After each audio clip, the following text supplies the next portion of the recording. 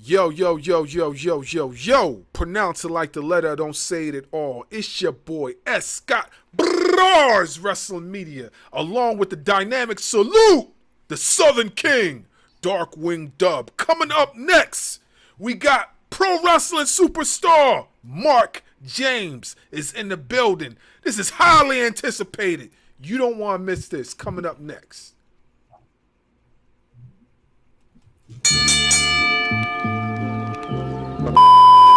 This is the Ring Ropes and Turnbuckle Podcast, your home for real pro wrestling talk. Tonight on Ring Ropes and Turnbuckle, we chop it up with Mark James.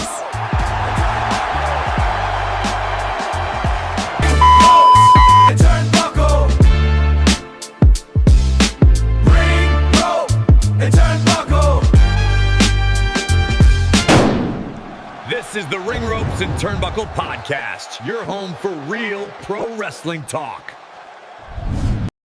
Strength is like powerhouse, dangerous slam, surgical, can't repair once I break every limb. The general, which ring you prefer, I defend, cause the ruler always prays on the food in his hand. I'm telling you fam, my entourage is definitely stacked. Don Callis, I'm related to every wolf in my pack. Diesel like Shaq, I'm always outside for the script. Light it up, we take the ring, no fear in our eyes. Gold on my shoulder, fire in the sky. Hear the crowd get loud, we were born to rise. Bars in the zone, Dub keeps the pace. Otter with the plan, we control the space. You want the best? You're looking at her. This ain't just a sport, it's a lifestyle. Welcome to the Ring Ropes and Turnbuckle Podcast. We are the champions of wrestling talk. Please stand by.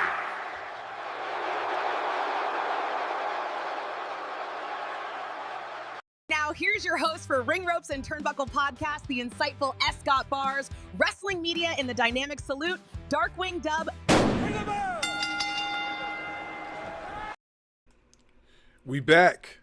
Make sure you like, share, subscribe to the channel. Hit the notification bell for more content. Yeah, our special guest, Mark James. Yeah, let's give that a round of applause.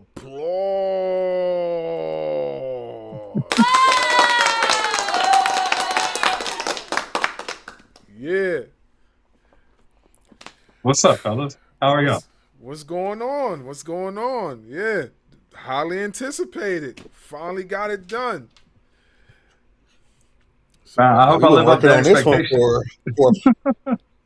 Yeah, we've been working on this one for a few months now. Right? We just couldn't get schedules together, man. I don't know what happened last time, but like something came up and we couldn't get together, and then like it was just one thing after another. We kept trying to reschedule, and y'all were busy, or I was busy, or whatever. But I appreciate y'all keeping up with me and trying to get me back on. Oh no doubt. This was highly anticipated. A lot of our viewers and your peers that are familiar with you definitely wanted were vouching for you to get on the show and chop it up with us. So we was like, we definitely have to make it happen. So we here now. We are here.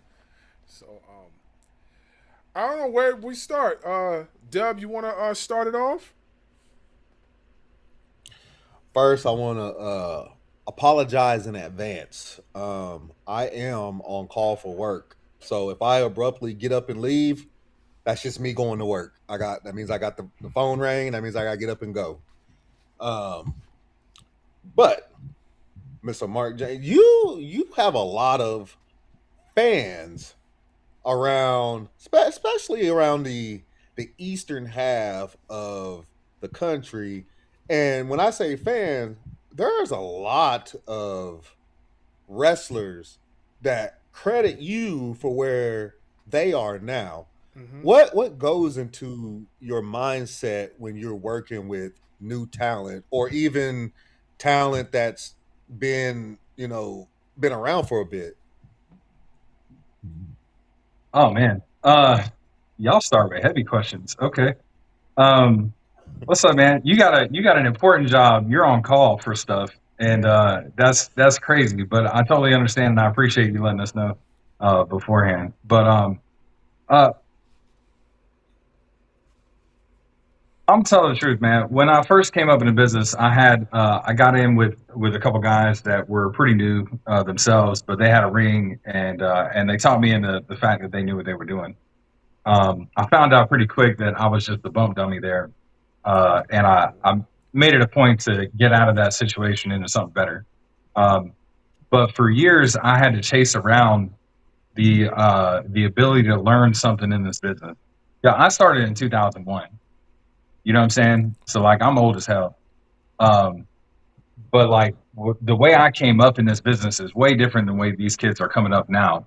So I feel like it's my job as the guy that's been doing this for 20, 24 years, 25 years to be an example, not the exception to the rule. You know what I'm saying?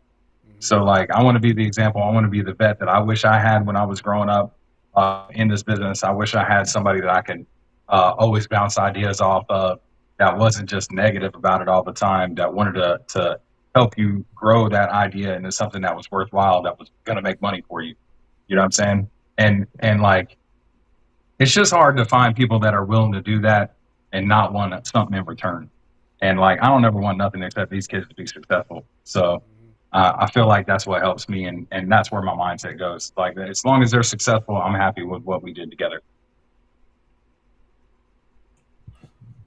So, real quick, I wanted to ask you this because this is something that's been in the news for the past week or so. What are your thoughts? Because you're talking about coming up in a different way than these kids are today. What are your thoughts with the Right. whole AJ Styles, Avery Styles, and GCW? Oh, all right. All right, we'll get into this. I don't have any issue with Avery Styles in the slightest. He is talent.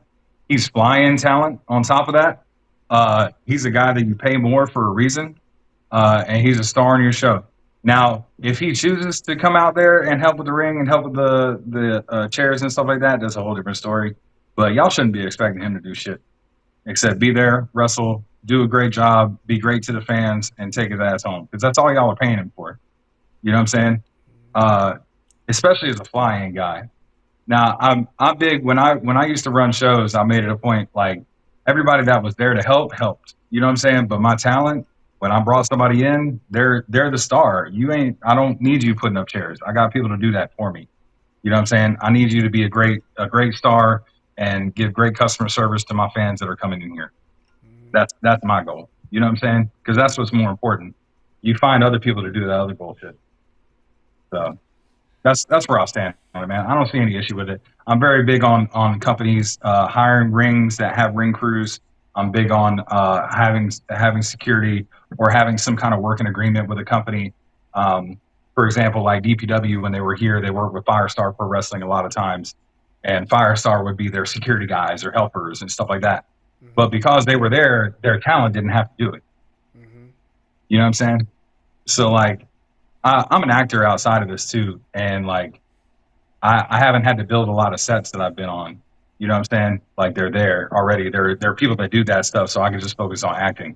And I feel like it's the same thing as a wrestler.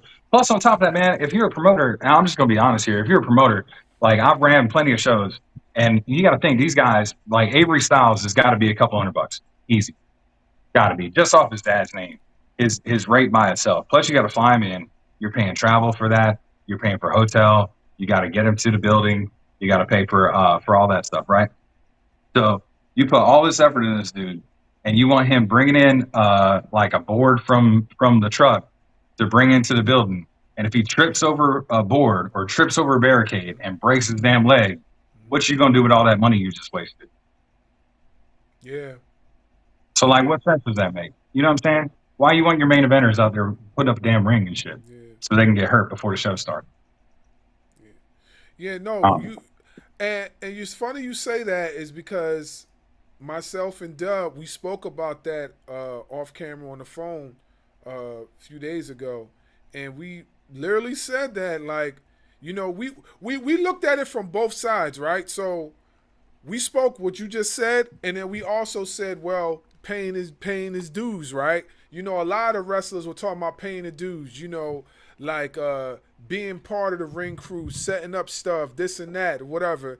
And a lot of them were like pissed. Like, you know, some were like to the point where, well, Cody Rhodes is helping with the ring. The referees are helping with the ring and stuff like that. Absolutely. And I was thinking, I'm like, yo, well, that's all fine and good, but I mean, like, at the end of the day, these guys are established. Like, they're household names. If they trip and fall tomorrow, they're secure for life. He's just starting. He's a youngin'. He's a youngin'. He just started. Well, he just started like what, a few months ago?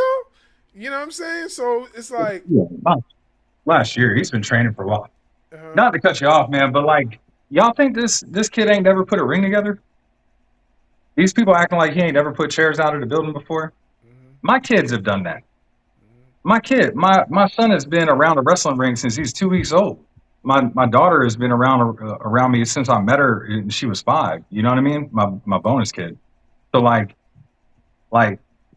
they put rings together already. They pay dues nonstop. You think AJ Styles' kid ain't paying dues?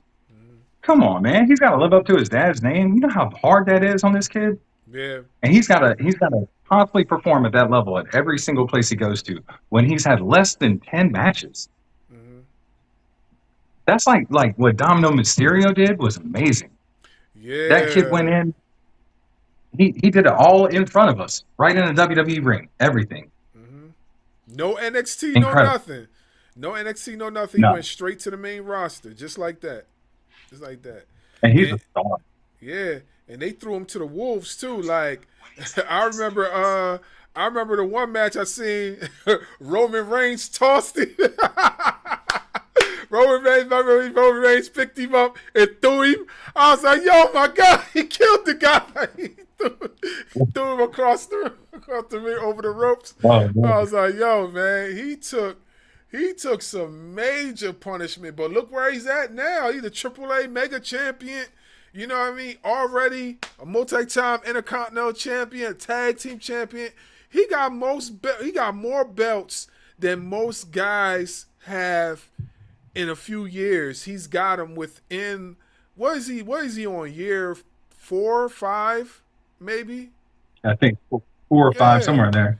But they had to give him the AAA one because they couldn't give him one of their main titles right now, and he needed something. He's so hot, like he had to have a title for something, and a major one at that.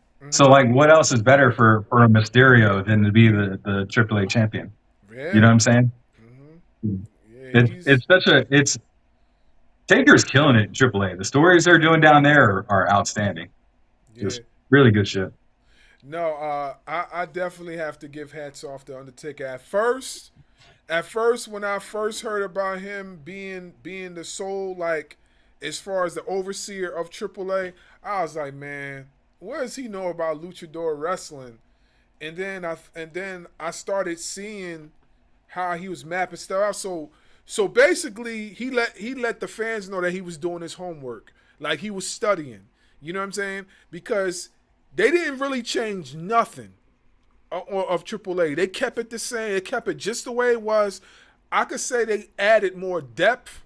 They added more depth as far as the commentary, because now somebody that don't understand Spanish, don't understand the language, can now really sit down and watch and identify the characters. Like me, I watch all wrestling, so I know who Ricky Banderas was. I know who Psycho Clown was. I watch AAA all the time, and even before I even got to where it was at.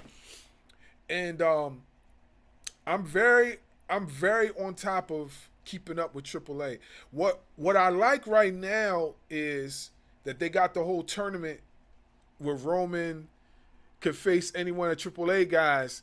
But I'm afraid they're gonna have him wrestle against Penta, and I kind of don't want to see the whole Penta match. I want to see him wrestle against Ricky Banderas. I think Ricky Banderas or Tejano, like, I feel like those matches will look a lot better on camera than him and Penta. It's just my opinion, you know what I'm saying? Because, you know, like, from that point or whatever, you know. But what is your thoughts? I mean, Penta's their guy. Yeah, Penta's their guy, though. You know what I'm saying? They're trying to push him. I wanted to see him and Dr. Wagner Jr. I thought that was a cool possible matchup. Yeah. Uh, You know what I mean? Like I wanted somebody that is like he's big enough in AAA lore that you could see him challenging for something like that. Like Ricky Banderas is a great. I mean, that dude's been top guy in a ton of different promotions throughout the years. You know, he's been doing this forever. Him and Judas Macias was down there. I think also he used to be. What was he? He was like Lucha Underground. He was something. He was Judas. He was Mil Muertes in Lucha Underground. He was Judas Messiah in another promotion. He was Judas Messiah. He was in Wrestling Society X. He was Judas Messiah because I remember when he wrestled against Vampiro. He wrestled against Vampiro in that coffin match. Yeah, I remember that. So yeah, you know, I've always liked what he did in AAA and the other promotions. I even called it. I was like, and this was before I actually knew that AAA actually was acquired by WWE. I actually said that dream matches, I would like to see him wrestle against Ricky Banderas, and now they actually have a shot to do something like that in their future, even if they don't do it right now. But yeah, I thought that was cool. That was cool. Yeah. Go ahead, Doug. It's a smart move by them. Sorry. Yeah, go ahead, Doug. I keep cutting you off. Go ahead, brother. You're the guest. Go ahead. No, go ahead. No. I was just going to say. Talking about the subject, man. Go ahead. No, I was just going to say the only reason why I asked you that because, you know, with 24, 25 years in the industry, I mean, maybe you had to pay your dues by doing that kind of stuff back then. But is that kind of stuff still prominent in 2026? I think it just depends on who. Yeah, we got way off subject. Damn, my bad. I think it just depends on where you're at. You know what I'm saying? I think a lot of training schools, they're paying your dues. I think there's different ways to pay your dues. I think if you're in a training school specifically, and like that's your job, that's part of the deal. You know what I mean? Like if you're one of the kids at Firestar, your job is to be here to set up the ring, to tear down. Like you're here to work. You know what I'm saying? But then they also bring in stars like. If Jackson Drake comes back from WWE to hang out, or Javon Evans comes back to hang out, all right, they may be putting up chairs because they're just that type of people. But like typically, you wouldn't have them doing that kind of stuff. You know what I'm saying? Or like when they pull in, like when Jonathan Gresham comes down to work Fight for Glory, we're not expecting him to put out chairs. You know what I'm saying? If he chooses to, it's fine. But like there's a level of like paying your dues. Man, the whole damn business is different than what it used to be. We were a traveling circus back in the day. It was just the skeleton crew. It was the people that was there, and that was it. So, like, we didn't have all these extracurricular people. We didn't have 2-3 camera people outside the ring holding video cameras. We didn't have all these photographers. There wasn't there wasn't, unless you were in WWE, there wasn't any like video screens and stuff like that. Like the whole business is different now. And like literally when I left in 2017. If you were on the indies, you were lucky to have a ring and an entranceway and some barricades back in the day. You know what I'm saying? You'd use whatever overhead lights were in the building and stuff like that, and you were happy to have it. But like typically it would be like a curtain in front of a door. Now every single show you go to looks like a friggin' mini Ring of Honor event. So like the business has changed, man. These kids are different now. They're not in it the same way we were in it. And they can be. You'll see the kids that are, because there's people that are like Tristan Moody and Leah Knight that are both over in Japan right now. Like they're working their asses off, but they're training. You know what I'm saying? Like that's when you pay your dues. You're paying your dues by like being on the grind. It's like in comedy. I think that's the best way I can equate it, right? In comedy, are you sometimes maybe setting up chairs and stuff like that, but you go into open mic nights, you're trying to get on, or you get booked somewhere and you're hanging out in the green room until it's time. You do your sound checks, but you're not like building. You're not putting the building together. You know what I'm saying? So like, why would we expect wrestlers to do that? The grind is you paying your And dues. it's like The grind you is said. learning. Mm-hmm. What's that? Sorry, I'll And just then keep it's like talking, it's man. like you Y'all said cut. though, like, hey man, hey, I want you to know something, right? So we had Rayhan on the show late last year, and if it was up to him, we'd have stayed on camera for at least 5 hours. Yes. And I'm like that too, but I got to be up hey, for work at like 4 a.m, so I can't be on here for 5 hours. But like, yeah, I'll just talk. I'll talk for days about nothing. So y'all cut me off. Feel free. I promise. It don't hurt my feelings.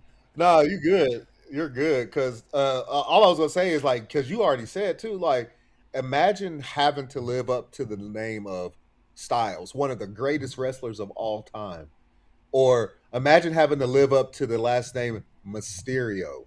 Not only Mysterio, but everybody knows that your uncle or your uncle, I should say, is Eddie Guerrero and Conan. So you got three people you already have to live up to when you're Dominic Mysterio, and you still got AJ Styles. You're living up to these legendary names. How is that not like mentally draining for somebody like that? I have to live up to this name. It's like Michael Jordan's son playing basketball and having to live up to Michael Jordan. It's Bronny right now. It's Bronny. Yeah, I was just about to say Bronny. Yeah. How are you gonna put the kid on the same team with his dad? Like, what are y'all doing to this kid? Let him play his own game. You know what I'm saying? But like, the nepotism is strong in the league everywhere. You know what I'm saying? I don't even watch basketball and I know about that stuff. That's crazy. So like, it's the same in WWE, and it's the same like you noticed a lot of second and third generation people get into the business. You know, in the last like 10, 15 years, you've seen a ton more of it because them dudes had kids like there was no tomorrow. So like now you're seeing all their kids that are getting into it, but they've been around it their entire lives. Like they've literally grew up in it. So when y'all talk about paying your dues, like I had to when I started, because I was never around the wrestling business, it was a totally different thing. I had to learn from scratch. Day one, I didn't know shit. You know what I'm saying? I had to learn how to run the ropes. The first time I ran the ropes, I almost broke my neck. Dead serious. Because I rolled my back and I didn't realize it, and the rope rolled right up my back, snapped my head forward, and almost broke my neck. First time. I was going to get there. You beat me to it. I was going to get there. Wow. So, like, I the same ring, it was some dude had in his backyard. You know what I'm saying? Like, this is where we were learning that back in the day. And again, 2001, right? So, like, he built a ring out of wood in his backyard, and I had these two dudes. It was B3 training, right? So it was Vinny Vane and Vax. And they were in for like 2-3 years at the time. And they were acting like they were vets. And like me and Vinny are cool, me and Vax are cool. Like we still talk and everything else. They're my trainers. They broke me in. I appreciate them. But like they didn't know shit back then either. They shouldn't have been teaching me, you know? But we got in this ring and it was a way to do it. You know, it was a way to find your way in. And back then, like you had to find your way in. It wasn't like it is now. You can Google search a wrestling school now. You could throw a rock and hit the damn thing. It's crazy. And every promotion has one. They all think they need a school, and they do it just so they can keep the money going in the company. The school, the trainees pay for the shows eventually. You know what I'm saying? If you get enough trainees and they're paying for the building, and their training fees end up paying for your shows too. And then on top of that, you're drawing crowds in. So now you're making money and you got a comparable business plan. And everybody can do that because there's so many people that want to get into the business, and it's so easy now. Like back in the day, you had to know somebody. Nowadays, you just got to be there to get into the business. You know what I'm saying? There were like requirements. Like Ole wouldn't mess with you if he couldn't touch it. If he could touch his fingers around your wrist, like he wouldn't mess with you at all. He wouldn't book you. You know what I'm saying? Nowadays, like look at these kids. They're like toothpicks getting into the business. And nothing against them. Everybody, there's super talented people all across. You know what I'm saying? But it's just a whole different mentality from 25, 30, 50 years ago to the 2020, the post-COVID mentality of wrestling is very highly advanced. So you kind of brought Sorry, it up. again, I'll just keep talking. And I want to dive a little bit more. Hmm? No, you good. You good. You already brought it up, but I want to dive a little bit more into it. So obviously we know that running the ropes was hard for you, at least was starting out. But which would you say was the roughest for you, running the ropes or taking the first bump? Well, all right. So I broke my neck playing football my senior year, and I didn't realize it until 3 months later. I cracked a bone in the top of my neck, my vertebrae up here. So like when I took that first bump and I didn't tuck my chin right and I fell back a little bit too high, I landed like right where that was. And that was literally right after the ropes incident that rolled right up that spot too. So like I was having a rough day. I'm not gonna lie to you. But I'm kind of, I guess that's my kind of masochism, because like that pain and me not being able to do it pissed me off and made me like just lock in. I'm like, yo, I'm gonna get this right. I'm gonna get this right. I don't care what the hell it takes. And I did, man, and I figured it out. But like, I guess the worst one really, like taking bumps you get used to after a while, and the weight disperses really well across your back, so it's not too bad. You're sore the next day, but it's not terrible. But when you're running the ropes, like that thing will leave marks on your back if you hit them a certain way. You know what I'm saying? If you're not used to it, and you got to kind of build up a callus where you're hitting against the rope up here and up here sometimes. So I don't know, man. I think running the ropes sometimes is the worst. I know that first one, like the way my neck felt, that shit sucked. So I still feel that. And again, 20 some odd years later, I still feel that first time I ran the ropes, man. I've never made that mistake again. So did you ever get your neck fixed? No. So when I got the X-rays done and everything else, they saw that it like I played a whole football season like that. I didn't even know. I just thought I had a stinger. You know what I'm saying?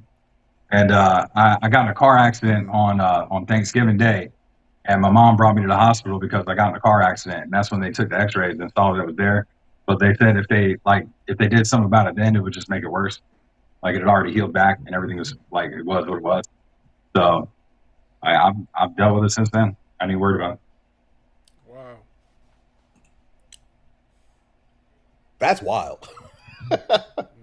Yeah, I'm not the brightest person when it comes to pain and injuries. I've worked through quite a lot of them throughout my time in the business. I went about 12 years with a torn labrum in my shoulder, and like that's eventually what got me out of the business in 2017 was that. I thought it was a neck issue because it started like having a lot of pain up here in my neck, and my right arm was going numb for a little bit, and I felt like I was very out of shape too.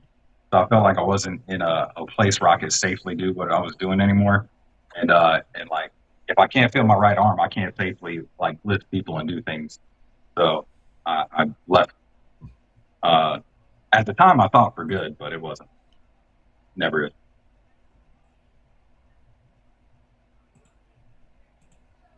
I mean, daggum.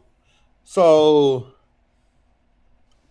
we know you play football. So it's not being what actually got you wanting to do pro wrestling? Because obviously you played high school football. Oh yeah. I started watching wrestling when I was like three, 4. The first match I remember is the big Bertha Hulkamania is what I remember first. Huge Hulk Hogan fan when I was a kid. If I'd have known about his ass now, what I know now back then, I probably wouldn't have been. But like knowing, you know what I mean? Hindsight, whatever. But at the time I was a big Hulk Hogan fan. And like the first match I remember is him and Iron Sheik, which is really cool because I almost got managed by Iron Sheik. I was like 6 months in the business. He was at a show that I was doing, and the guy didn't show up in time. and they were going to have me come back to the ring and have Iron Sheik manage me. But the guy showed up like 10 minutes before his match, so I didn't get a spot. Anyway, but yeah, so like I've been watching since all the way to hell back then. And I don't remember the point of that story, but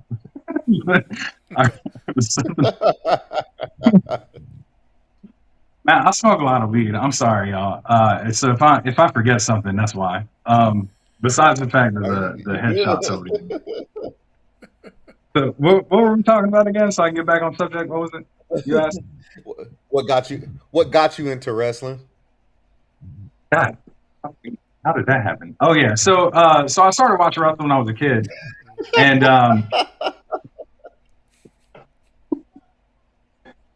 oh man, marijuana's a hell of a drug. Anyway, so it's legal though. It's all legal. I promise. I do reviews for a bunch of places. Me and my buddy Daniel from Bad Pants Media, we do cannabis reviews. People send us product, and we'll test it and see what we think. It's been a pretty cool. I don't know how the hell I got into that either, but it's been pretty damn cool over the years being able to do that. But anyway, wrestling. So you know how kids are like kind of autistic or something like that, where they got, they're like really zoned in on trains or like really zoned in on whatever. I think wrestling's been my thing my entire life. It's just been my thing. I've consumed it like no tomorrow, man. When I was like 2 years old, I started. I watched with my dad, and then I was hooked ever since. So 2, 3, wherever. But I was hooked ever since. We started, he would take me to shows. I've seen old NWA shows, old WWF shows. I watched Flair and Steamboat live in Fayetteville. No, Greensboro. Actually, I saw that. I saw Luger and Sting live. That was cool. Just a lot of really cool stuff back then. That was like late 80s, I think it was, back in the day when I was doing all that stuff. So I've just always been into it, man. And then when I'm gonna get some crazy ass stories out of me. All right, so I got out of the Marine Corps, and I was staying in this place in Greenville, North Carolina, and I was big in the rave scene at the time, and we had this deal happen where our house got raided for drugs. Okay, and it turned into a big ordeal. Anyway, my charges got dismissed off of it. That's neither here nor there. But like, it ended up leaving me displaced for a little bit. So I was homeless for a while and like couch hopping, right? So I would couch hop, and I hooked up with this girl, and mostly because she had a place to stay and she was really hot. And but she was not. Oh God, that was a terrible idea. Shouldn't have never done that. Anyway, but it was a means to an end. So I hooked up with her, and then I ended up. We realized quickly that wasn't going to work out, and I ended up in this dude's house where there was like 3 guys living together, and they had a couch I could crash on, and they were all training to be professional wrestlers. I can tell you, I'm the only one out of that group that has made it as a professional wrestler. None of these other motherfuckers did. None of them had the size. One dude lives in like London now. Something like that. One dude looked like a little like drowned rat. Like they just had no shot in hell to be able to do it. But they got me there. You know what I'm saying? Like they brought me to a place that I could learn, and thankfully for Vinny and Vex, they took some time to get me into it. And then like Johnny Lightning, I got in with him. He mentored me for a while. Through him, I met a lot of bigger name people. People like Terry Taylor and Terry Funk, Larry Zbysko, and stuff like that. So I started learning from people that knew what the hell they were doing at the time. But I was like 4 or 5 years in by that point.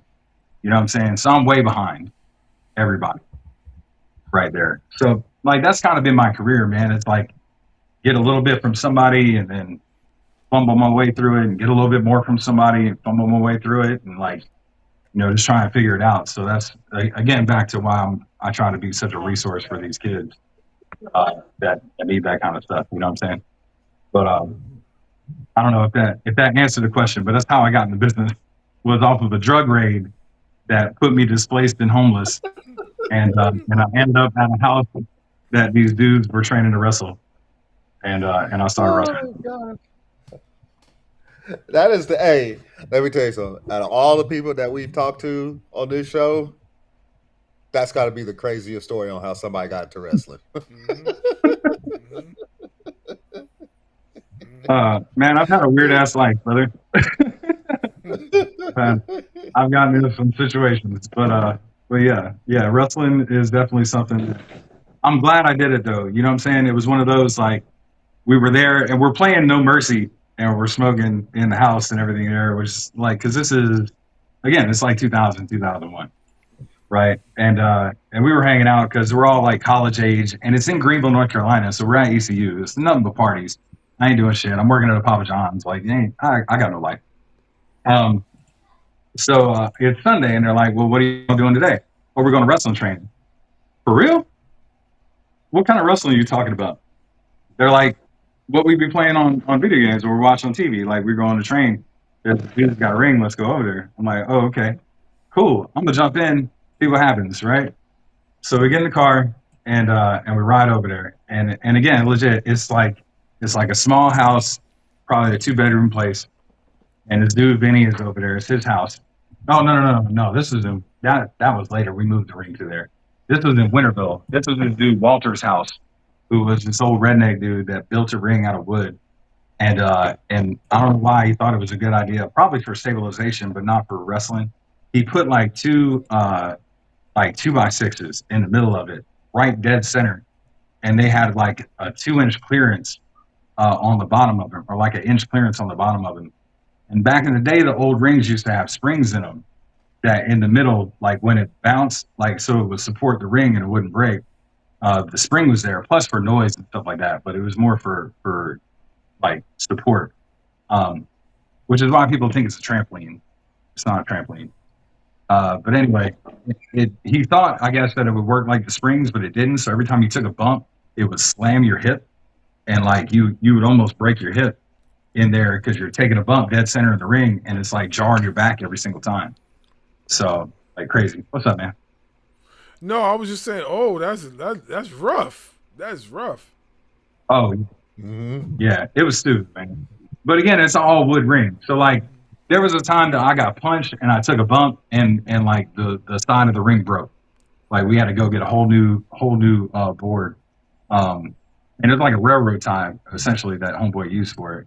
You know what I'm saying? So like, it was crazy. But back in the day, I mean, you just found your way in any way you could, and it wasn't all great. That's why, like, I don't talk shit about backyarders.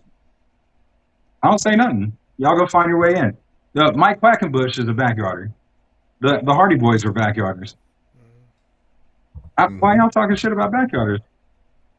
You know what I'm saying? It's all about how you apply yourself. There's homeless people out there that are geniuses that could apply themselves to whatever craft they wanted to.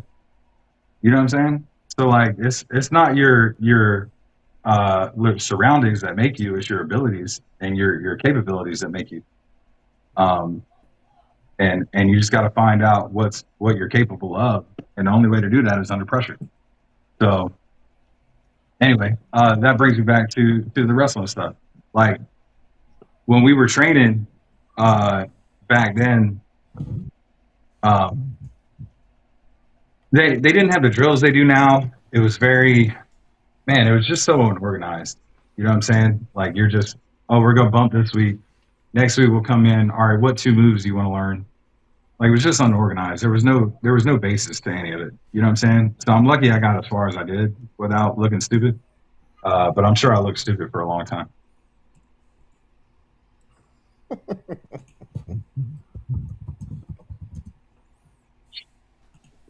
Yeah. Go ahead, bro. You got it.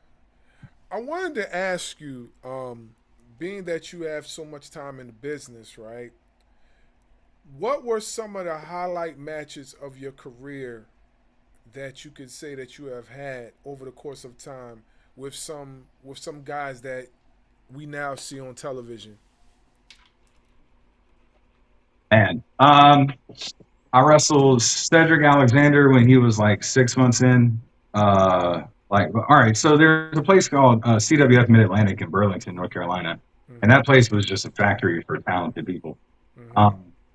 Trevor Lee came through there. Trevor, I started working with him when he was like 15 at Power Pro, where he was training there.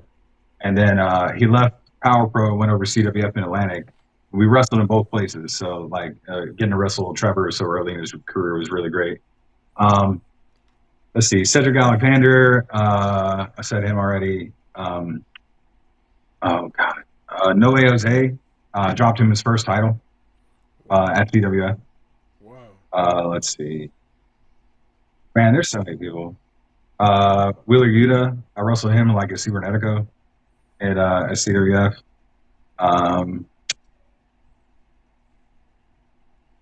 I mean, a lot of the guys that I've been around in there are like up in WWE now, or in like AEW now, like Dax Harwood and Dash Wilder. They were from this area. Dax I've known for forever. We started around the same area, and he's incredibly talented guy, just amazing. So it was cool to be able to see him from the time he got like his first dark match way back in the day, which was super early in his career. But let's see, man, pretty much anybody from this area, dude. They've been around here the last 20 years, and they came out of North Carolina.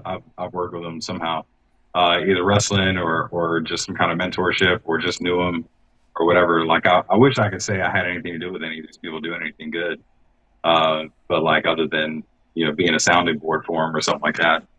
But I guess the most notably nowadays would be like the Jackson Drakes and Devon Evans of the world, who are now just killing it WWE and NXT. So working with them. I wrestled Jackson last year before he left.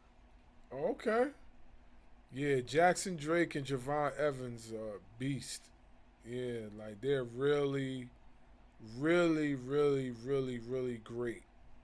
Like I remember see I wasn't privy to seeing Jackson Drake in the indies because I didn't know who he was. I became privy to him when he got into Evolve, the WWE's Evolved. And then when he started doing the whole swipe right thing, vanity project thing, then I was like, yo, this is dope. I got into what he does, and then I watched him in DCW, and then I watched him in other promotions and stuff, like, older matches, and I was like, yo, this guy is really good. Really, really good. Then I knew Javon. I watched Javon Evans for a minute. I seen him.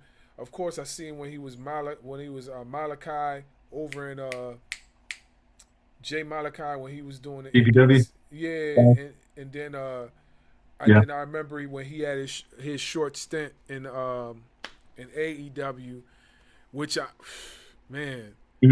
feel like AEW is shooting themselves in the foot for that one, because his style, the way he wrestled definitely fits AEW's format.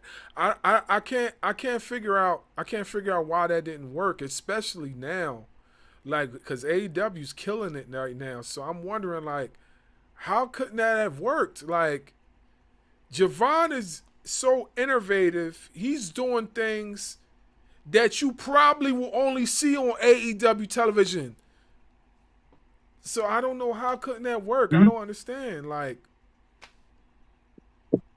I think the right. Well, so a lot of people, and again, not that I was involved in the situation at all for any of them, but I was kind of around during the time at Firestar when that was happening, right? Right. Yeah. So they both had people looking at them left and right, like the talent, the scouts from AEW were coming in.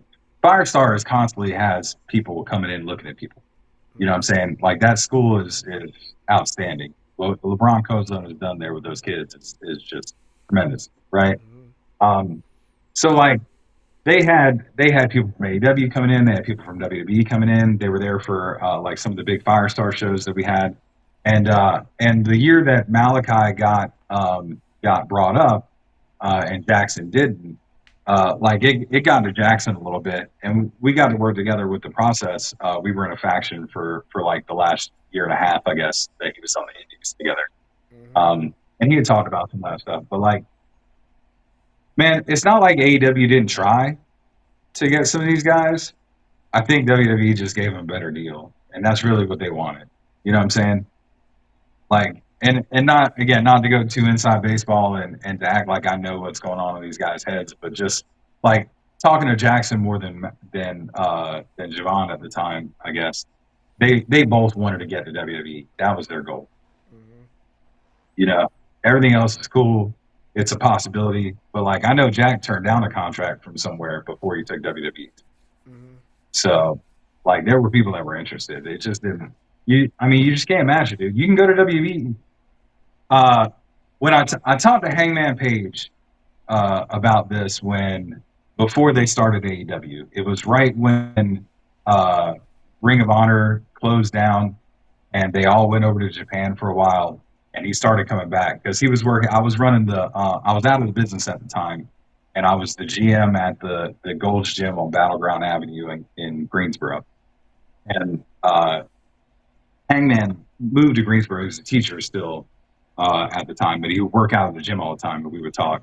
You know, I knew him from back at CWF. Anyway, I'll pick up all these names later that I'm dropping. I'm sorry. But I taught him about it because he at the time had interest with WWE. But it was right when they did the like after the cease and desist stuff they did with like Young Bucks and everything else, and like he was cool with the Bucks, and like I was asking, bro, why don't you go to WWE? If you go there, then you call your shot, man. If you make it to WWE, you can go anywhere after that. But it's not always the same. If you go to a TNA, you don't always get that call to go up to WWE when you leave there. You know what I'm saying? They just don't have the reach. But if you go to WWE, even if you're a mid-carder, you leave there and you can make money on the indies. Doesn't matter. You're making bank. You know what I'm saying? You're working for a living, you're wrestling, you don't have to be under a contract. You can just take your bookings, make your money, and you're happy. So like you gotta be smart sometimes when you're looking at these contracts. If I got an NWA contract in front of me and I got a WWE contract, and say the details are similar, right? The money's the same, the dates are the same, all the details are the same. You gotta go with the WWE contract just because like the level of notoriety you're going to get from it. Right. So, I mean, I don't know. Again, like, I can't talk. I don't know that AEW offered him anything. I don't know anything about any of that stuff that happened. All I know is they now have their contracts and they sign them and they work for WWE. But I do know that they had a lot of interest, and I do know they were backstage for a lot of stuff. They had a lot of dark matches. They had opportunities up there. You know what I'm saying? That some worked out, some didn't. And like, I'll let them tell those stories on what happened with those because it's not mine to tell. Yeah, understandable. You know, it's like what me and my bro was talking about one time. You know, some people would do better in the other promotion than they would in the one that made them the offer first. You know, like you know, there's plenty of examples of how a lot of wrestlers jump back and forth from the promotions. A very good example right now, Swerve Strickland. We see how Swerve was booked over in WWE. As soon as he went to AEW, he's their top guy. Like, he does all the appearances. He's basically their Seth Rollins, or you know what I mean. You know, for like who's who. You know what I mean. He's their Seth Rollins or their Roman Reigns. Like, he's their guy. You know what I mean. He does all those appearances and stuff like that. He does all the you know what I mean. He's their guy. And then well, when he was in WWE, you know what I mean, he couldn't get none of that. So it's understandable, you know. I say all the time, like me personally, like I get upset when I see some of my favorite wrestlers get, you know what I mean, removed from a certain promotion or whatever. But then I also get over it because, like, I'm like, well, there's always this other option open for them. You know what I'm saying? There's always AEW. there's always TNA. There's always, you know what I mean? There's always another opportunity. And this is why I constantly say, and my bro can attest to this, like, I don't want other promotions to die. I don't want WWE to die. I don't want AEW to die. I don't want TNA to die. I don't want none of those promotions to die because it creates opportunities for other athletes to come into the sport. You know, if you when we just had WWE and nobody was privy to other promotions, all we had to watch was that. Like, we got tired of it. Like, you know what I mean? The stories drawn out, like the same old 1-2 step all the time. We as the fans got tired of it. We wanted to see something refreshing. And then as soon as AEW came to the front, we're like, oh my God, like this is what we've been looking for, you know? And then of course, you know, it opened up the floodgates to like what we've been missing. Like, for me, I know my bros the same way. Like, we watch all promotions, right? But when it was just WWE, even though we know it wasn't just WWE's other promotion, but when that was basically the only program. Sorry, it did that. My AI sometimes, yeah. But when WWE was like the only promotion out there, basically, you know what I'm saying, as far as mainstream notoriety, right? That's all we had to watch. So most of the fans were programmed just to watch that. You know what I'm saying? Like that was all they knew. So they didn't know there was a New Japan. They didn't know, I mean, there was a Ring of Honor. They didn't know that TNA even existed, even though we all knew TNA was on the other channel, but no one ever really paid attention to watch it, you know, and they just didn't know. But once it's hard to find though. It's hard to find a lot of that. True. It was hard to find a lot of it though. You didn't have access back in the day like you do now. Right. You know what I'm saying? You had a tape trade to get New Japan stuff or All Japan or anything like that. FMW stuff. You had to find DVDs in stores to get Japanese stuff. You had a tape trade up in Philly to get anything up there, right? So like Chikara is one of my favorite promotions ever to watch. I love it. I think their stories are great. They're fun. It's a great like creative atmosphere. They do some outside the box stuff that's a little weird, but like all in all, it's a really fun place. But like it's almost impossible to find that footage anywhere because it was way back in the day. Now you got MyAW, you've got you've got IPW TV or IWTV or whatever it is. You've got Triller. You've got like all these different streaming services just for wrestling. It's incredible. You know what I'm saying? So like, I don't understand how anybody's a tribal wrestling fan now. Like how right now is when you want to choose to be a tribal wrestling fan. This is the best that wrestling's ever been, ever. There's so much great. Yeah, sorry. There's just so much great wrestling right now. It's insane to just be locked into WWE. And WWE, and look, I ain't getting signed nowhere, so I'll say it. It's boring as shit. It's boring to watch. It kills me. There's so many ads. It drags the show.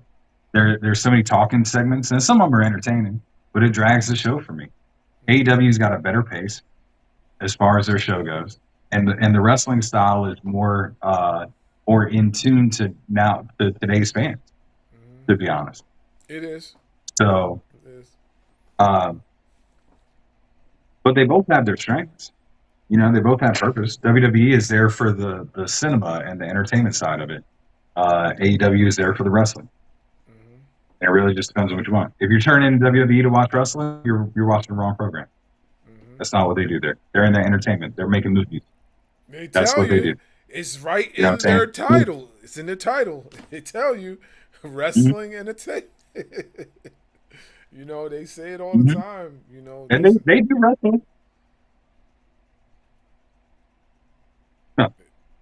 Nah, go ahead. Sorry, man. I keep cutting y'all. There's like a delay on my side, and I keep like cutting you guys off from it. I'm sorry. No, it's cool. It's cool. Yeah, they do. Like, not for nothing. We know WWE has wrestling there, but that's not their focal point. You know what I'm saying? Like, the entertainment and the somatic aspect is their focal point, and then everything else comes after that. You know, Like we know like at times when they have just the wrestling, it kind of grows stale because they don't know how to push the wrestling to be first and everything else second. Because there's a lot of guys there that can wrestle a clinic, but I just feel like when WWE's marketing them, they don't market them to be like enough entertainment. You know what I'm saying? Like prime example, right? I think Chad Gable is awesome, right? But now, the way they got Chad Gable, of course I know they're trying to promote him as a babyface or whatever like that. But I honestly feel like his best work is when he was a heel. Because that's when, to me, that's when he was the most intriguing. Now it's like they're trying to push him as a face, but it don't seem like it's working. You know what I'm saying?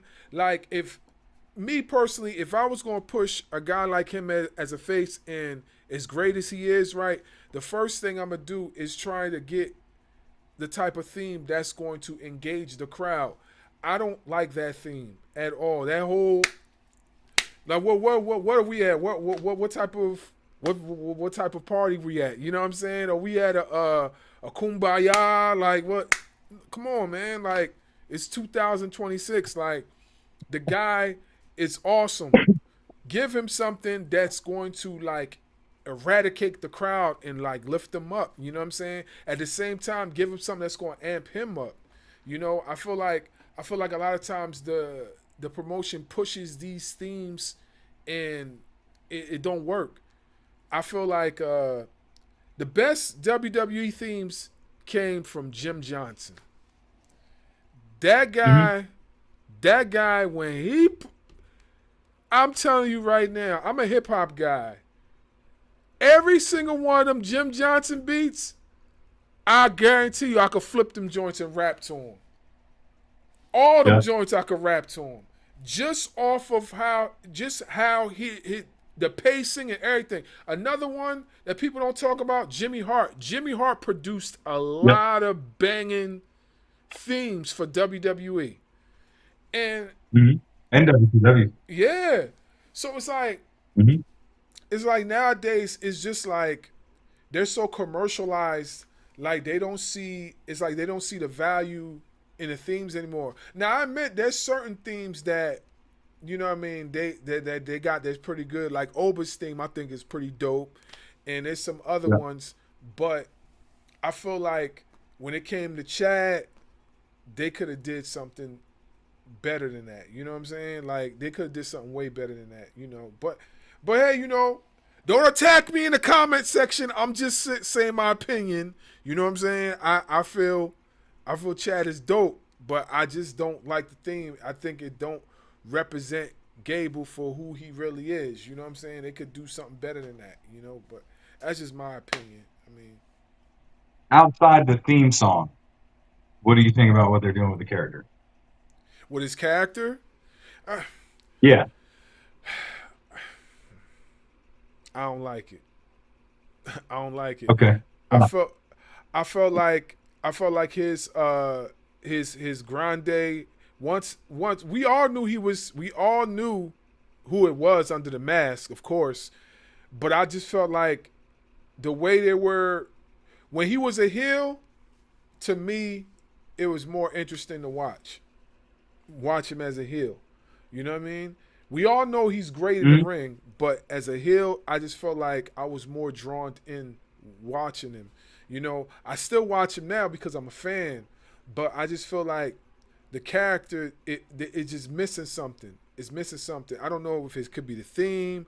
I don't know if it could be, you know what I mean, how they're making him cut the promos. Because let's be for real, a lot of wrestlers, and I'm pretty sure you know this, they can't cut the promo by themselves. Somebody has to write it for them. You know what I mean? You basically know the people that are cutting their own promo for themselves. You'll know just by the way it's set up and everything. And I feel like they're not letting him be him. They're kind of just like, okay, this is what you're going to say today. You know what I mean? This is how you're going to do it. I feel like if they just let him be him. So like when they let the cuffs off of Roman Reigns and they let him talk for himself, even though we know they have some penmanship into his promo, it's not much. You know what I'm saying? So I just feel like, I'm a fan, but I feel like I'll be more drawn in if they add a little bit of an edge to who he is as a wrestler. That's just me, you know. Okay. Yeah. This is my What do you think, Doug? I like Chad Gable. I mean, guys like that, seeing his redemption arc, like going from I'm gonna take out all these luchas, right? Starting with Penta and going to AAA, and then him getting injured, and then him having to come back and face his pretty much his quote unquote himself with the other Grande Americano, mass versus mass, and then instantly see how grateful the fans in Mexico were for what he did, and then for him to go on and win the Intercontinental title, which me personally, he should have won a long time ago. He should have been the one to beat Gunther for it, not Sami Zayn. Neither here nor there right now. And then to finally watch him get it. Now, I will agree with this. The music is garbage. The music is trash. I don't know why they gave that man that music, other than when they yelled Gable. Other than that, I don't know why they gave him that music. Maybe he chose it on his own. If he did, good for him. I don't think it matches him. I feel like he's so much more of like a modern Kurt Angle that I would have given him something closer to what Kurt Angle's music sounded like when Kurt Angle was himself. Mm-hmm. But he's one of those wrestlers where anything that you give him, he's going to make it work. That is true. I was skeptical of the Grande Americano, but he made that shit work. I can tell you from. Sorry, go ahead. No, go ahead. He did some outstanding heel work with that. From a guy who lives in a house with 2 Latina women, they could not stand that motherfucker. Could not. They're like, this is disrespectful as fuck. Like, this is racist. They could not stand this shit. I'm telling you. Like, I lived with 2 Mexican women, my wife and my daughter, and they were not happy at all with it. They loved Grande. They were big in the telenovela story that they were telling. Mm-hmm. I don't know. I'm with you though, man. I like the redemption arc. I like it. Like, I understand it's missing that edge, and I get that's what you were saying. However, I think this is something that doesn't happen in wrestling enough. There's never. When do you ever see a guy going around? Look, man. I know I was a dick back there. My fault. Like, I'm really sorry. Let me try and fix that and make up for it. I'm not really that kind of person. You know what I'm saying? Even if you are, like, you don't see that stuff kind of happen in wrestling. It's always aggressive. It's always like, we got to fight it out or something like that, or like you just forget it ever happened, and somebody will bring it up in a promo like 10 years later or something like that because it's some nice little seed that you could throw out. But we just blow past all these angles and stuff like that. Like, you got people lighting people on fire and like throwing you in tacks and nails and stuff like that. And then the next week, you know what I mean? Like 6 months later, they're in a tag team together. It's just crazy. And it's just how they write it. So you gotta you just roll with those punches, I guess. But yeah, Gable. I mean, from the Shorty G thing to this, and how well he did that character, and I really want to know what would have happened with it if he wouldn't have got hurt. Honestly, yeah, I'd love to see that Unreal episode. What would have happened? Yeah, I'm very much intrigued to see like what would have happened if he didn't get hurt, and but just for me, I just feel like the character is missing a little edge. I will agree the redemption story is great, but I just feel like he needs to have a little bit of an edge. They need to let I feel this is where I feel. I feel like there's a lot of things that they're pushing on him, and he's trying to make it work. You know what I'm saying? That's what I feel. That's what I feel. That's what it looks like to me. And eventually, it probably will work. But right now, it just seems, you know what I mean?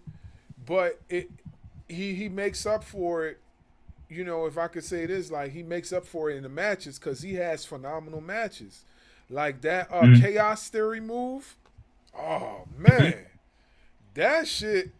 When the last time you see somebody do something like that? And he's Doug Williams. Well, yeah, Doug, yeah, definitely Doug Williams. Doug Williams did it back in the WCW days. Yeah, he definitely did that. But since then, you haven't seen nobody else do it besides Chad Gable. I haven't seen nobody else do it. You know what I mean? And yeah, not very often. Yeah. Yeah, that move is crazy. And he's picking up big guys, too. It's not no small, like, you know what I mean, petite, like, no, he's picking up, like, guys that's over 300 pounds and tossing them on their back like that. So, you know, I do hope eventually he does get the WWE title, whichever one it is, the world title, or the Universal title, whichever one. I do think he could get like at least one run with it, possibly. You know, I think you've got a good case for it. In the long run, I don't know if it'll be right now, and I think mostly because of his size than anything. He's just short. And like I don't have an issue with short people. They just don't push short people for that title like that. You know what I'm saying? Like Ray got it for a little bit, Eddie got it for a little bit, but typically, like you're a bigger guy that's got that title because they want somebody that looks larger than life in that position. No, correct. Yeah, that's why Daniel Bryan had such a hard time.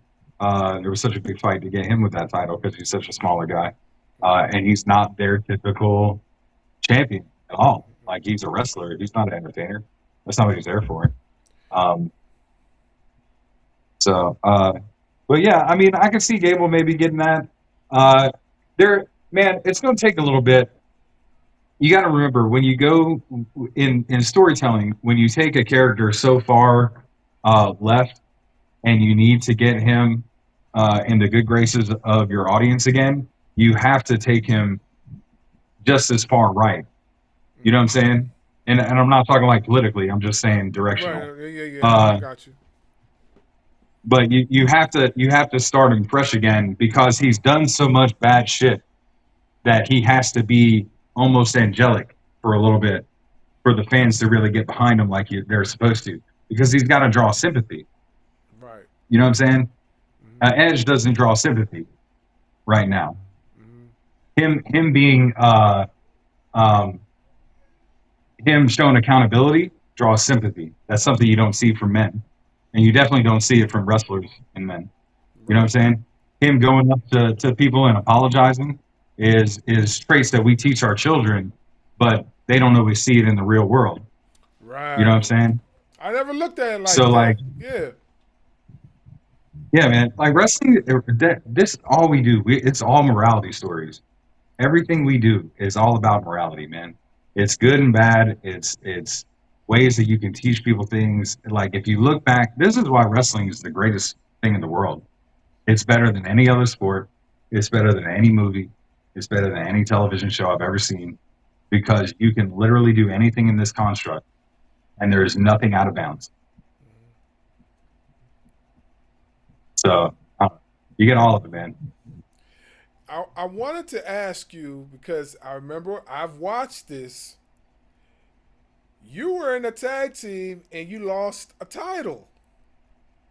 If I'm not mistaken, what happened in that storyline? Because I missed. I seen like I caught it like right in the middle, and I remember we had your partner on the show, and he was throwing tidbits. He didn't say what was going to possibly happen, but he definitely threw some tidbits. And I don't know if Dub picked up on it, but I definitely didn't pick up on it. But when I actually seen the match on YouTube, then I was like, oh snap! So What happened in that? What happened? All right, which match are you referring to? Are the Fight for Glory one where like he hit me in the nuts, or the one at ACW recently? I don't think that one's online. I think I Was believe it the 6-man? I'm trying. I believe it was at well, I didn't. I know I seen one. I don't know of the other one, but I know I seen one of them. So, All right. No, you good, man. All right. So like, I don't really. It's a hard subject for me to talk about because I don't really know what's going on with Alex. I haven't talked to him much recently since all this stuff is going on. Alex and I met on a movie set. To be honest, we met. There's a movie. It's a short film. It's called Chokehold. You can find it on YouTube. Really? It's a Chokehold Wrestling. I'll send you a link to it so you guys can find it. But anyway, I met him on there. I was playing a character named Cutter, who was one of the main characters. I was an old school trainer guy that was running a school, and the main character of it was trying to become a wrestler. Okay, Alex was one of the extras on the thing. We sat down, we met each other, we started talking back then. This was while he was still in training at Firestarter, right? We hit it off really well. We had similar goals, similar mindsets. I saw him as a person that was driven. I saw him as the guy that was driving from Raleigh 3 times a week to train at one of the best training schools in the country with Firestar Pro Wrestling, that wanted to learn from the best, that expected the best, and that worked his ass off to become one of the best. And I appreciated the shit out of that. You know what I'm saying? Because it's hard to find that kind of work ethic in people nowadays. Right. So Alex and I, we started talking about stuff, and it came up that we should form a tag team, right?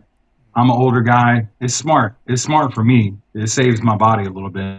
You know what I'm saying? I'm not having to do all the work, take all the bumps and things like that. And it's smart for him because he's young and he's just getting into this. So he's tied with a veteran. He can learn on the job. You know what I'm saying? And he gets some opportunities that he wouldn't get otherwise. Because as a guy who just got in the business, you're probably not going to find yourself in the ring with people like Keith Slater or Rhino or Billy Gunn or Tommy Dreamer or C.W. Anderson or, you know what I'm saying, Mecca Wolf, guys like that. You don't normally find yourself in the ring with guys like that when you've been in the business for less than 2, 3, 5 years. Right. You know? But like, however it happened, Alex and I were lucky enough to have some incredible matches with outstanding talent, with legends in this business. And again, for the last like 3 years, man, he's been my dude. We're ride or die. You know what I'm saying? Like we're family, man. My kids call him Uncle, or Tio Alex, honestly. And you know, his kids call me Uncle Mark. Like we're family. So like, I don't know, man, like 6-8 months ago, something like that, we had a falling out about UPW, and some stuff happened there. And ever since then, man, he started, you know how people be acting, like they switch up on you. You know what I'm saying? Like they be acting kind of weird. So like we didn't talk as much after a while.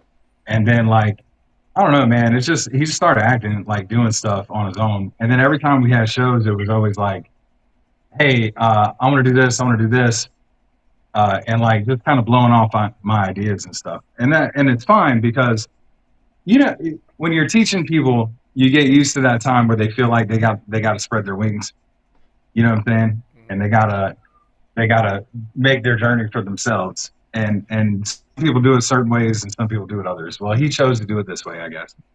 And Alex, instead of coming to talk to me like a damn man, in the middle of our match, we had it won at Fight for Glory. It was our first match there. We're in a 6-man tag, us and Beer City Bruiser, against the Allen brothers of Justin, Kindred Allen, Steve, and Robert Allen. And man, had the match won. BFG. I had Justin up in the Alabama Slam. Alex kicks him. Slam happens. I'm about to go pin Justin. It'd have been 1, 2, 3. We're done. And next thing I know, I feel somebody hit me in the damn nuts from behind. And I'm like, What the fuck? Literally said it on camera. You can see it. What the fuck? And turn to my left, and I see that motherfucker. Yeah, and I ain't talked to him since, to be honest. I don't really know what's going on with him. He showed up at ACW. He was supposed to be there. We were going to defend our tag titles because we still have 2 sets of titles together. We're still the Brutality Inc. is still the Alternative Combat Wrestling Champions, although that company's now defunct. So technically, I guess that's off the table. And then the Extreme Shock Wrestling Tag Team Champions. Like, we still have these titles. Wow. I don't know what the hell we're doing right now. Wow. Because, like, our thing, it started as business, man. We became family, but Brutality Inc. was a business. You know what I'm saying? Like, I'm going to teach you how to be a brutal motherfucker in this ring. I'm going to teach you how to be a badass. Alex is a businessman outside of this. Like, he's smart. You know what I'm saying? I'm a street dude. I came up fighting. He didn't come up fighting like that. You know what I'm saying? Not that he's not a fighter. He's definitely that. He's a tough motherfucker. Just not to cut you off, this is like, I think Brutality Inc. is a fire-ass name. When you said that, I was like, yo, that joint's banging. So I definitely need a shirt. That shirt would be fine. Wear a shirt with some J's and a fitted. Yeah. I need a shirt. Word. I got you. I'll show you some designs after this. I got them on clearance right now because I can't stand that motherfucker. Anyway, so it's like, it reminds me a lot of like the whole Bret Hart, Owen Hart thing, man. Like, he's my brother. I don't want to fight him. You know what I'm saying? Because like your family, you know what I'm saying? Like, I ain't trying to have the kids. What's going on with Tio? Like, why is he being stupid right now? I don't know. He's just being dumb. I don't know. Hopefully we'll figure this out. But in the grand scheme of things, look, I'm gonna say this here. I ain't said this nowhere else. All right, I'm gonna say this here. I ain't done no promos about this shit or nothing. Tomorrow I've got Mall Mania in Greensboro, North Carolina. I got to wrestle Joe Black, who's one of my toughest challengers I've ever faced in my career. Dude spit in my face 2 years ago. I still ain't got a hold of him since then. I'm pissed.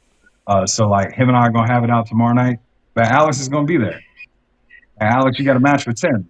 So I know where you're gonna be at. And you probably ain't gonna hear this because I bet your ass is in bed. But like, just know, I know where your ass is gonna be at. And you've been slick trying to come up behind me. You left me by myself with these 2 dudes at ACW last time. I had to defend the title by myself against 2 guys. And I did it because I'm a bad motherfucker. That's what I do. You know what I'm saying? But like, the end of the match, Alex is gonna come out and throw me into a pole and come in and hit homeboy with his finisher. Like, I ain't done the work. And pin this dude like he did something, and then take both the titles. Fuck that kid. So tomorrow, Alex, when I see you, it's on. And if I see you at Fight for Glory, it's on. And bro, like, I ain't want to bring it to this, man, but if you want to fight, we'll fight, bro. I don't give a shit. Like, I'll beat your ass. I got no love for nobody in this business, and none of y'all paying my bills. That's it. So Alex, if you want it, brothers fight, bro, let's sign the damn line. Sign the line. I ain't got a match for Fight for Glory yet, Alex. Sign the damn line. Let's go. Brothers fight. Mm-hmm. Yeah. Brothers do fight. It's the 28th. Fight for Glory is on the 28th. I ain't got my match yet. Where you ain't got a match yet either, Alex. I'm serious. Somebody play this for him. Sign the damn line. Let's go. If you want to be a big badass, show me how big badass you are. Hey, bro. We need to clip this part right here. Because we still have Alex on Instagram. You need to clip this part right here and send it to him on Instagram. I'm right on it. I'm on it. 100. I'm on it. Y'all heard it. Sign the dotted line. Let's make it happen. But yeah, man.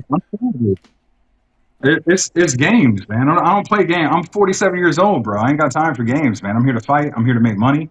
I'm here to put food on my table. That's what I do. You know what I'm saying? I ain't got time for your games and your bullshit. Like, you're taking money off my table. Every time you cost me a win or cost me a championship or something like that, that's less money I make. I ain't got time for that shit. I didn't think you was 47, though. I did not think you was 47. Yeah, man. I'm old as hell. I did not think you was 47. That caught me off guard. I was like, what? 47? I was definitely thinking a little younger than that, but it's 47. So man, I appreciate it. And here you go. He about to say something smart. What you gonna say? This dude just had a birthday. He just turned 63. Oh, no way. I did have a birthday. Wow. I did have a birthday, but I'm not 63 years old. Yeah. Oh. Okay, damn, black don't crack. Like, y'all ain't playing. Y'all, you look good for 63, bro. Hey, if God willing, and the 63 looks this good, then hey, I'm with it. But yeah, I'm not 63. You know what I mean? So, but hey, if I am, you see, you said it. Black don't crack. You know, so. Oh yeah, looking good, man. Yeah. Nah, I went in 2017, man. I was like 350. I was man. I told you I was working at a gym at the time in worst shape of my life. Wow. Worst shape of my life. I had no time to exercise because I was too busy running the gym. What's that? I was like, how does that work? You work in the gym but out of shape, just out of curiosity. Yeah. Right, because you never have time. Because you're the general manager and you got to do everything. You got 8,000 members that have constant complaints and issues that you got to deal with. You got 50 to 60 different employees there that you got to take care of all the time. And it's a 24-hour gym. So, like, there's no time off. You know what I'm saying? That back in the day when the Golds was in this area. So, but yeah, that was it. And, like, I was so sick of the gym. Like, it's not like my lunch break, I needed to go eat. I didn't have time to work out, and I ain't had time to work out at work. I'm at work for 9-10 hours. I got a family at home, man. I got to go home and be with my family and do stuff. Right. You know what I'm saying? So, like, when do you have time to work out? You know what I'm saying? So, but I was strong as shit, so I can get away with it. I look like a power lifter, and I could deadlift, like, over 600 pounds, so nobody cared. You know what I mean? It's not like nobody's going to call me out for not being in the gym. Mm-hmm. But in the business, I was, like, way overweight and fat. So, like, if y'all saw me back then, I look older than I do now. Wow, that's interesting. So, I never would have thought. It's cool, man. I never would have thought that. Like, I mean, I think I might have seen maybe 1 or 2 pictures or matches with you a little bit overweight, but I honestly wasn't, like, really, like, 100% paying attention to that. I was more paying attention to the match itself.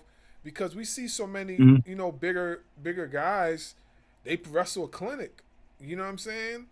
Like, prime example, look at Otis. Otis big as out, but the dude can go. He's limber as I don't know what. Like, how many people you know that could do the worm, is that flexible, and then move like that? There's not too many I've seen that can move like that. That's pretty impressive.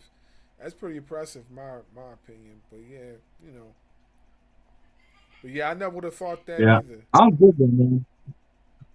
Yeah, well, I mean, you just let yourself go after a while. And then I also had the issues with, like I said, with my neck and my shoulder.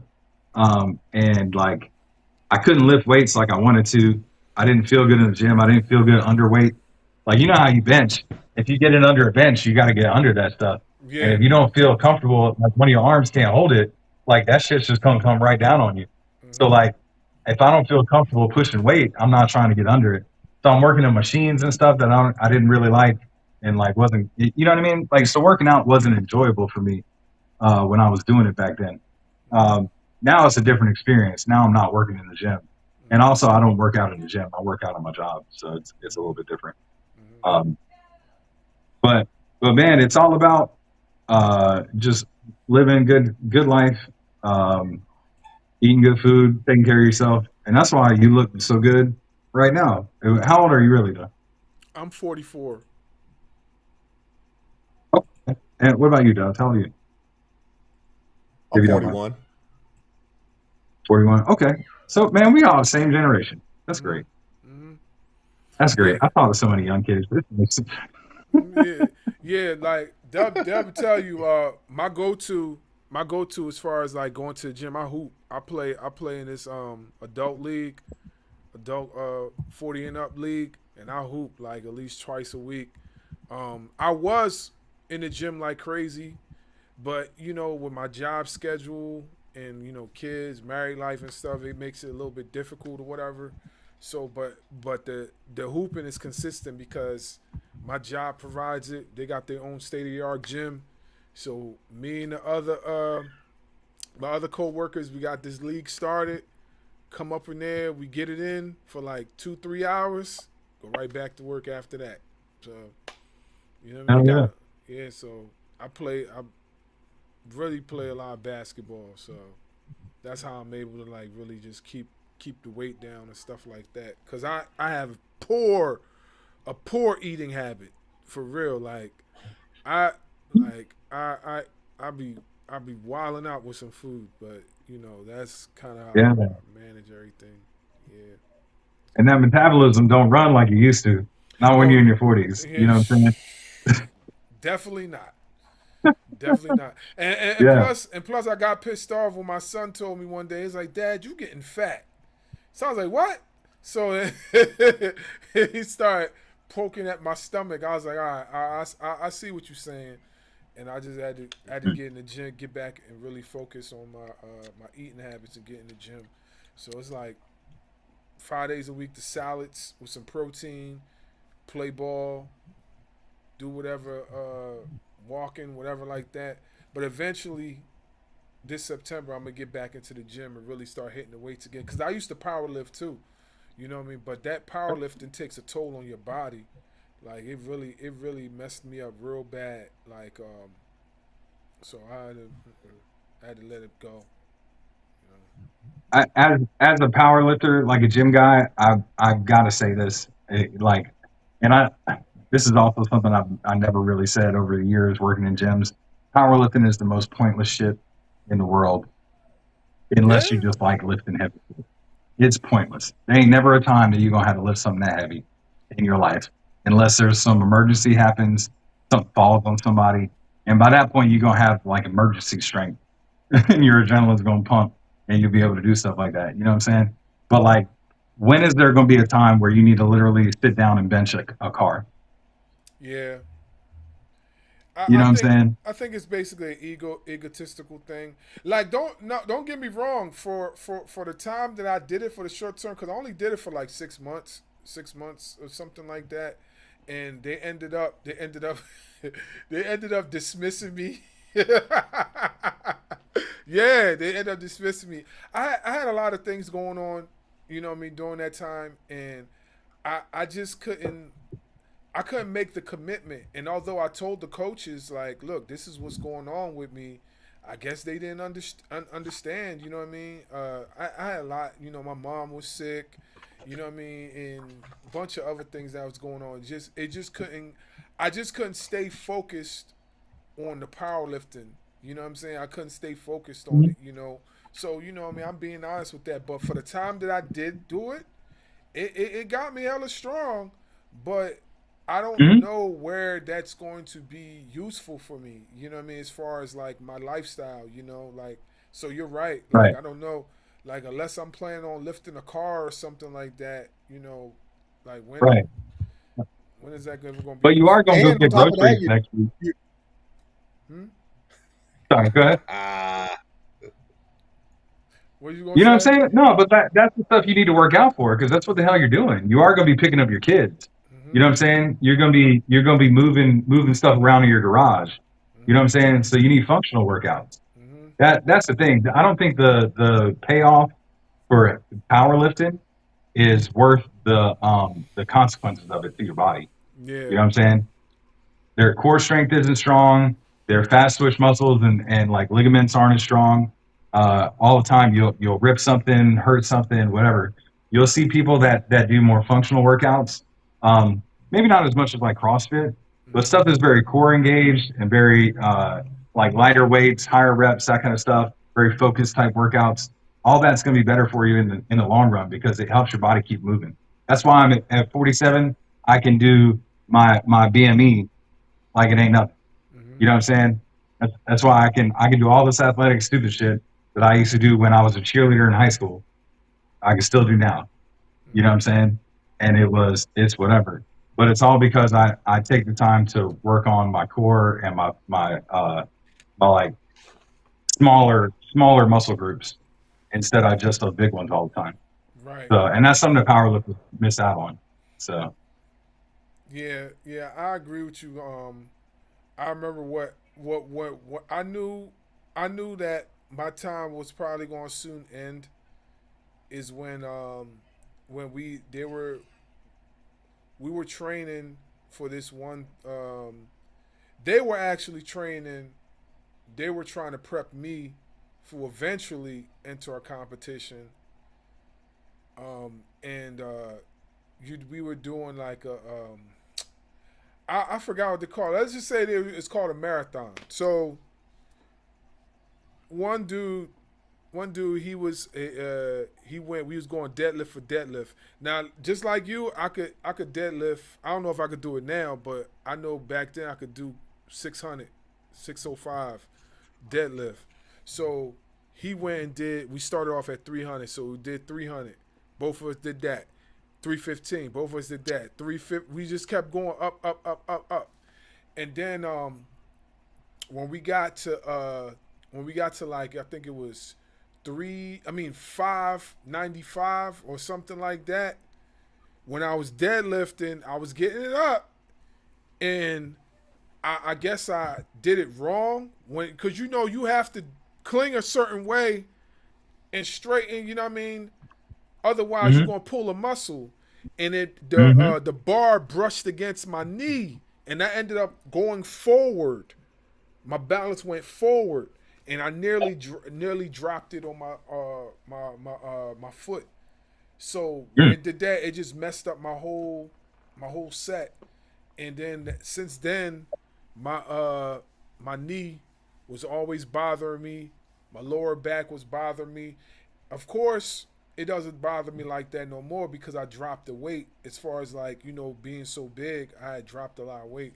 But it definitely was bothering me, and I told myself, it's gonna be a wrap for me. Like I can't do that too much more. And soon after, they was like, your services will no longer be needed, sir.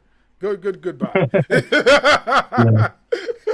So, hey, you gotta be so smart when you're lifting like that and working out like that. And like I see it, I love people that are really big in Olympic lifting because like the technique in it is so precise. For Olympic lifting, it has to be done certain ways. You need bumper plates and stuff like that. It's fun. It's fun to lift that way. I'm not gonna lie. Like I like lifting heavy every once in a while, but it's not something to do all the time. Just you know what I mean. Just for pure health standards, like you're talking about. You know what I'm saying? On top of that, I've got, just to go over some injuries that I deal with on a daily basis, right? I've got 2 bulging discs in my back and sciatica. I walked with a cane for like 8 months. This was back to 2006, 2007, somewhere in there. So I got that going for me, right? Still wrestling. I haven't got it. I got it fixed to the point I got some injections done, and I did a lot of physical therapy, and like it'll mess up every once in a while, but most times it's okay. But that I've got torn MCLs, PCLs, and a strained ACL in both my knees. Torn labrum in my shoulder. I think I got a torn labrum in my hip currently. I got a torn meniscus in my right knee currently, and like it's not like, I don't know, man. You just get used to it and you keep moving through it. And like I don't have time to go to the doctor. You know what I mean? I got a family to take care of, so I'm working. Yes, man. My wife's looking at me crazy. But she's like, "Well, you gotta go to work." But like, so I'm a bread man. That's my job. I work 7 days a week. You know what I'm saying? So like, I deliver bread to grocery stores and stuff like that, which is why I have this look right now. Like literally, my workout is pushing bread stack. That's what I do all day. You know what I'm saying? Lifting it. If I need heavier weight, I'll pick up another spread, move it somewhere. You know what I'm saying? And I'm turning it into my workout, and it's honestly worked better for me than the gym.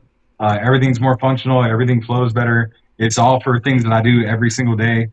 You know what I'm saying? Again, like picking up the groceries, cleaning out the garage. You know what I mean? Picking up your kids, playing with the kids, stuff like that. Like it's all functional type activities, man. So if I can recommend anything in working out, I would recommend that. Like functional type activity. I think that's why you see a lot of like people that do like carpentry and do a lot of work when it comes to like the houses and stuff like that, because that takes a lot of functional muscle movement. It takes a lot. Like one of my best friends, he works on houses. He worked on my house, and he has a lot of functional strength. Like he was carrying in these boards, and it was like a good 10 of them joints. And I was like, yo, bro, you need my help? He's like, nah, man, I got it. And then he just put him on his shoulder and just walked in, la, la, la, la, la. I said, what the hell? I was like, yo, these joints must be light as hell. I go and try to lift them shits. I was like, oh. I was like, whoa. You got it. You right. You do got it. Go ahead. Knock yourself out. I was like, damn. So you right about that. Like somebody could be benching like 3 1/4 or more, and then they get out there and they try to do that type of work and they can't do it. So you're absolutely right about that. Yeah. Bro, they got no core strength, man. All right, look, any of those big power lifter guys, do this exercise, okay? All the ones that wear weight belts all the time and shit like that, just have them hold their arms out in front of them, 90-degree angle. Just hold your arms out and push down on their hands. And that's all you got to do. They have no strength. They can't stop you. Their hands are going to fold straight down. You know what I'm saying? Because like these guys never work their core. They use that weight belt as like a crutch to be able to do all these exercises. But they're never engaged in those muscles really the way they need to be functional. So like they have no strength in the rest of their body, because it's just like your house. If you don't have a strong foundation, the rest of it's going to be weak. Yeah. You know what I'm saying? Yeah. So like your core, everything from your like hips up to your shoulders is the most important part of your body to be working. Right. But all guys want to focus on is our upper body and chest, arms, things like that, because we want to look good. Question. So what about the exceptions with certain athletes in professional wrestling? Somebody like Brian Cage. Brian Cage, will he be an exception? Because I seen him do some phenomenal stuff at his size. So will he be an exception? Because I think with his build and what he does, he works on just about everything. Because I know he bodybuilds. I think he's dabbled in powerlifting. I think I remember seeing something like that at one point in time. But he's a phenomenal wrestler. Would he be an exception to? I mean, there's a 9/10 rule in everything. You know what I'm saying? There's always an exception to every rule when it comes out to it. I think, and I haven't seen Brian's workouts to comment on what he does as far as that goes. But like a lot of guys that have that look at wrestling, they work out specifically to get that look, and it's not always for strength. You know what I'm saying? Like they look really strong, and I'm not saying they're not strong. Like obviously with all that muscle, you've got some strength behind it. But like you're not as strong as you should be being that damn big, honestly. Let's put it this way. When you watch those on ESPN, ESPN2, they got these World's Strongest Man competitions, right? How many of them dudes look like Brian Cage? You say how many of them what? How many of them look like Brian Cage? None of them. I'd love to see what he could do in that competition, is all I'm saying. Yeah, I would like to. You know what I mean? Too. That would be dope. Yeah. And again, I'm not talking shit. But Brian Cage is an incredible athlete. He's hit or miss for me. I like his Lucha Underground stuff. I haven't really been in on his AEW Ring of Honor stuff. It's okay, but like I feel like there's something missing with him as far as like you said, kind of an edge. I don't know, and not that he's not a heel, and not that he doesn't have that edge. It's just like certain people have the gravitational pull when they're on that screen. You know what I'm saying? Javon Evans has a gravitational pull when he's on that screen. There are people that will just gravitate to that kid no matter what he does. You know what I'm saying? Brian Cage, to me, doesn't have that. To me. Right? Does that mean he's not a great wrestler? No. Does that mean he's not an outstanding athlete and that he doesn't have a ton of fans and he's not outstanding at what he does? No, that doesn't mean any of that. What it means is I don't find what he does entertaining. You know what I'm saying? Not like that much. And he's not to the point that I'll go look for his matches. You know what I'm saying? Like I'm not studying Brian Cage. But I also don't study the people everybody else studies. So like my opinions aren't valid. You know what I mean? I haven't been where he is. I'm not going to talk shit about the man because he works his ass off. He's a hell of a talent. He deserves the position that he's got in this business. Obviously, he's worked for it. And I'm not trying to doubt him. I'm just saying, like, he's just not one of my favorite wrestlers. Really. So speaking of that, so who are your favorite wrestlers that you admire and possibly will want to, like, take a little bit of here, a little bit of there, and merge it with your own style? Alex Currently,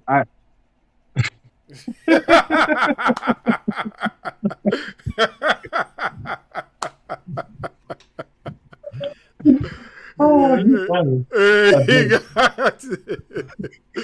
You got jokes. Yeah, we got to do the Shao Kahn laugh on that one.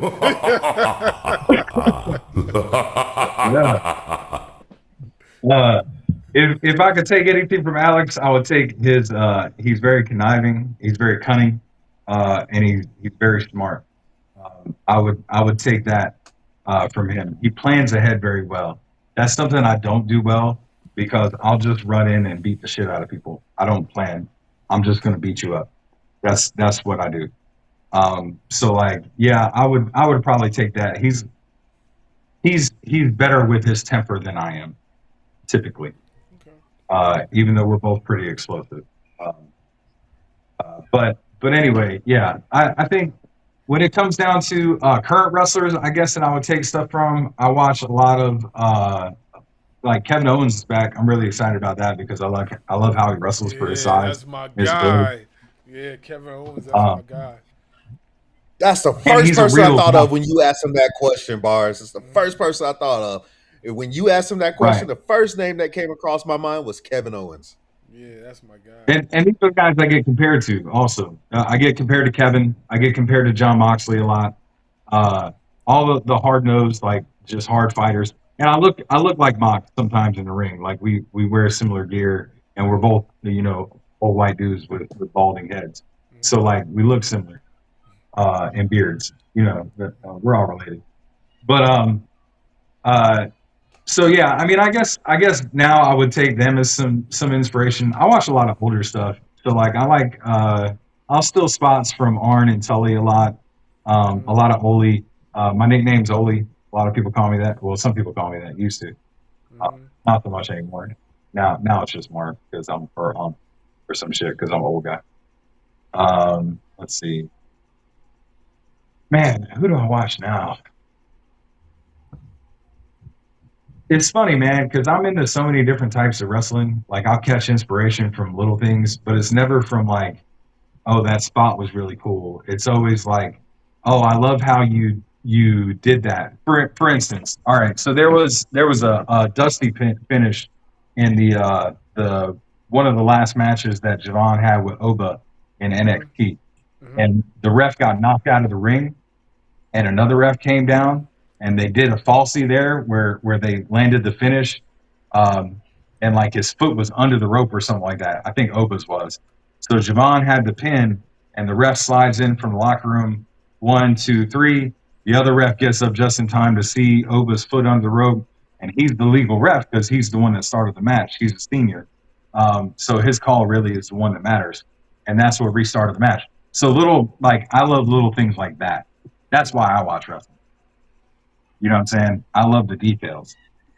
And when I talk to people about wrestling, I talk to them about the details. Because I'm not a move guy. I don't give a shit about wrestling moves.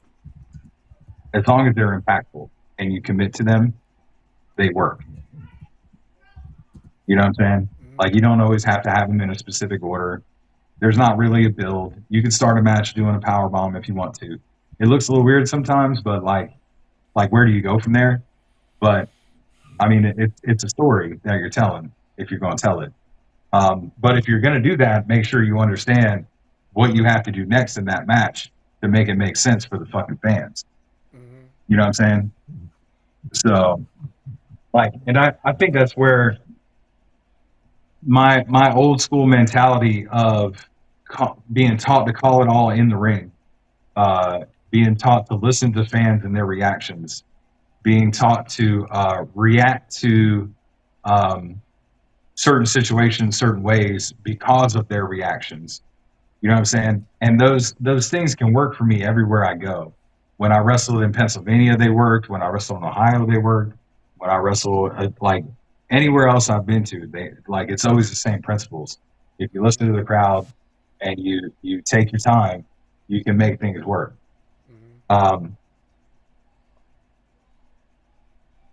With nowadays, everybody's so focused on and understanding it's a simpler match. Look at the crowd, man. This is such a hard. And I know this is off subject, and I know I just ramble off the whatever fucking subject we get onto. But if you look at the crowds and their interaction from 15, 20 years ago, even 10, 15 years ago, to the way you see now, what's the biggest difference you see in the crowd reaction to wrestling? I mean, the biggest difference. I don't think they're as lively today as they used to be. Yeah, I would say that. I would even say the European crowds, the overseas crowds, are more lively than the American crowds. Like the overseas crowds look at the art form of professional wrestling. They look at the art form and they appreciate the art. So they appreciate what you guys do more than I feel the American crowds do, if that makes any sense. Yeah. But where have we gotten to that the fans have to learn how to entertain themselves now? Damn. I don't know. Like, that didn't happen back in the day. Yeah, I know. Didn't happen. They were invested. They wanted to know everything that happened. They wanted to see that next move. They wanted to understand why you were doing what you were doing in there. You know what I'm saying? And they didn't have the cell phones that were telling them everything and all the dirt sheets and no offense to you guys, but the 5 million podcasts are out there that are telling everybody's business about the business. You know what I'm saying? Like, and it all has purpose, obviously. It's got us to where we are. But if you look at the fan reaction, like, this is why these kids are missing out now. They don't, like, I talk with this kid, Jakami Henry, a lot. He's a great dude. He's in the Pantheon. I'm in a feud with Pantheon right now. Besides the fact that I mentor a lot of guys in the Pantheon, I'm in a feud with them right now. You know what I'm saying? But Jakami and I were talking about the culture of riding with vets to shows. It's almost non-existent now. You know what I'm saying? And that's when you used to learn all your shit. That's when you learn the road. That's when you learn the business. Like, I had 14 hours in a car with Baby Doll and Greg the Hammer Valentine. Wow. You know what I'm saying? Driving from here up to West Virginia and back to North Carolina. We stayed overnight up in West Virginia after the shows.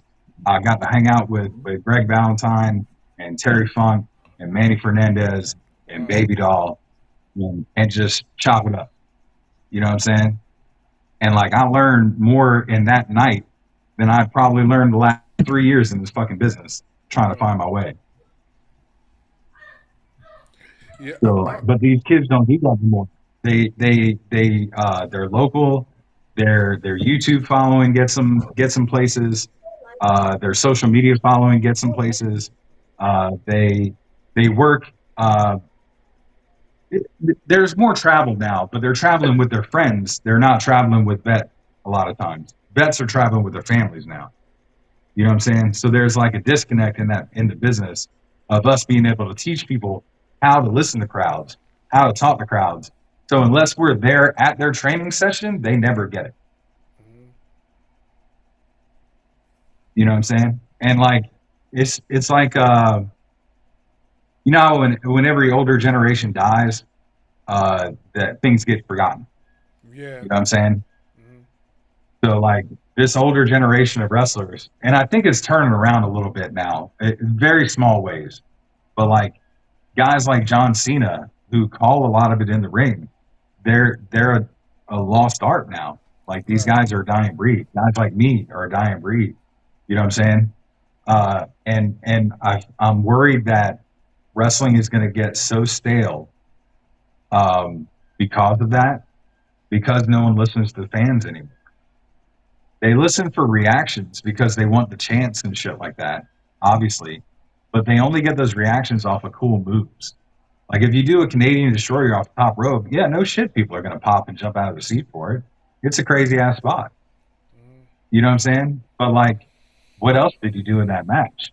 Because if that's the only reason they got up out of their seat, then your match was terrible. Sorry, guys. Wasn't good. So, you know what I'm saying? It's just like, I appreciate the guys and gals that are willing to come to me and listen to my feedback, because I'm not always the nicest about how I say it, because y'all hear how I talk about shit. You know what I'm saying? I'm just blunt. I just say how it is. And sometimes people take offense to that. I respect it, honestly. Being in the field of work that I am, like, you know, you have to be blunt. It get not. I mean, you have like in the field, because he'll tell you I'm a mental health. Like I work in the mental health field. I'm a substance abuse counselor. So, yeah. So we could be blunt, but we also have to be politically correct too.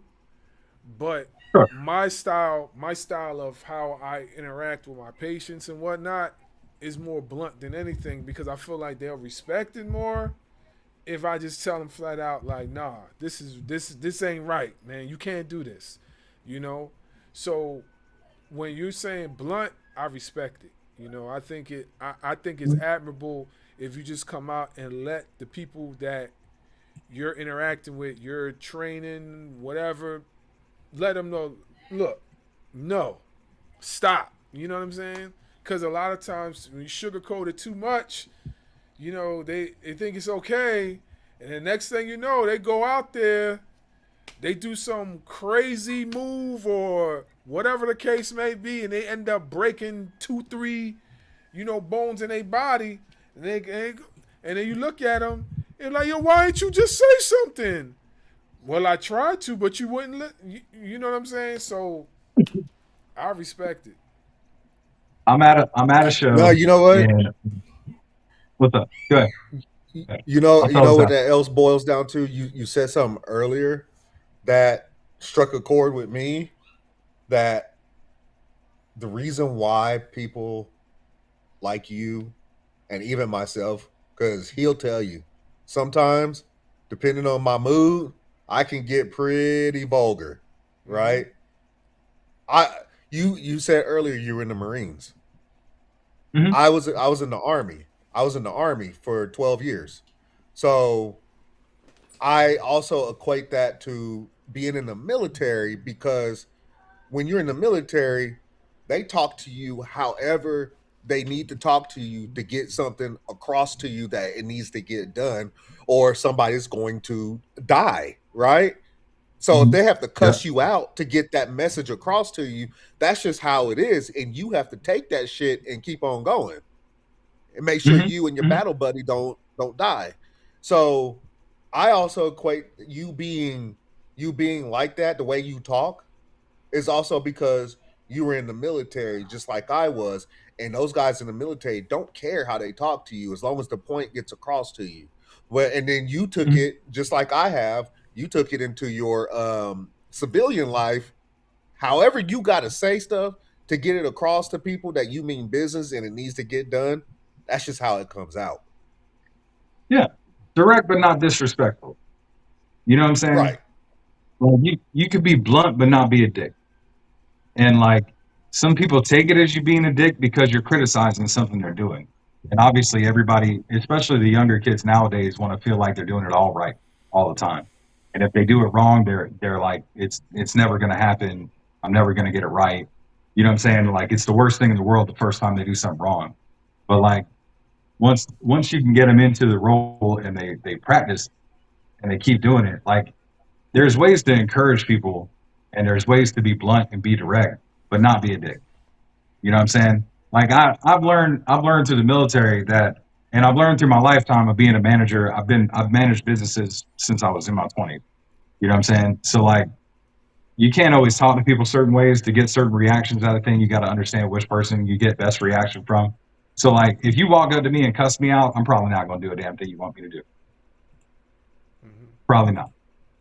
Because that ain't the way to approach me. I'm gonna look at you dead in your face and be like, and what do you think you were going to accomplish by doing that, sir? Like, honestly. You know what I'm saying? Like, you're gonna talk to me like an adult, I'm gonna talk to you like an adult. And we're all gonna get along on this. But also understand that if you fuck up a spot, I'm gonna tell you, hey man, you fucked that spot up, and this is how, and this is why. So I need you to go back and do this shit over again and get it right. You know what I'm saying? Or like, hey, I need you to stop getting distracted by shit that's happening in the ringside and pay the fuck attention to what's happening in the ring so you don't hurt the person you're in the ring with. That kind of shit. Yep. And it's too direct for some people nowadays. But I feel like it's necessary for me to be direct like that sometimes. And I'm not saying I don't say some off the wall shit, because I really don't have much of a filter, like you were talking about, Does. Like I don't have too much of a filter, but I try to treat everybody with the respect that I hope that they're going to treat me with. And that way, when they do something disrespectful, I don't feel bad at all about being a dick.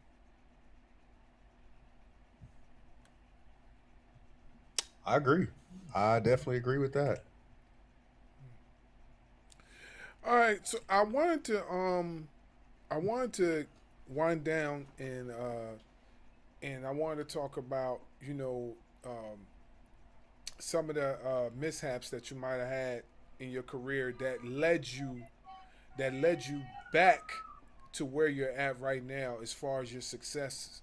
So, what are some of the mishaps that you appreciate that led you to where you're at today, that gave you the opportunity to fix what you might have thought been broken?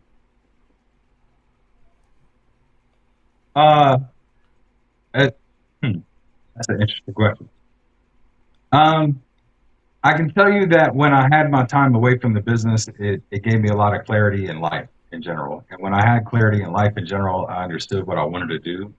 And when I came back, it was easier to make that happen. When you have time away and you think that you're never going to be able to do something again. And again, at the time, I thought my neck was fucked up. You know what I'm saying? Like, I hadn't been going to the doctor yet. I didn't know what was going on. I didn't know it was just my shoulder. So I thought I broke my neck again because I literally couldn't feel my arm half the time. You know what I'm saying? So taking the time away, it made me understand. I've been divorced already once, man.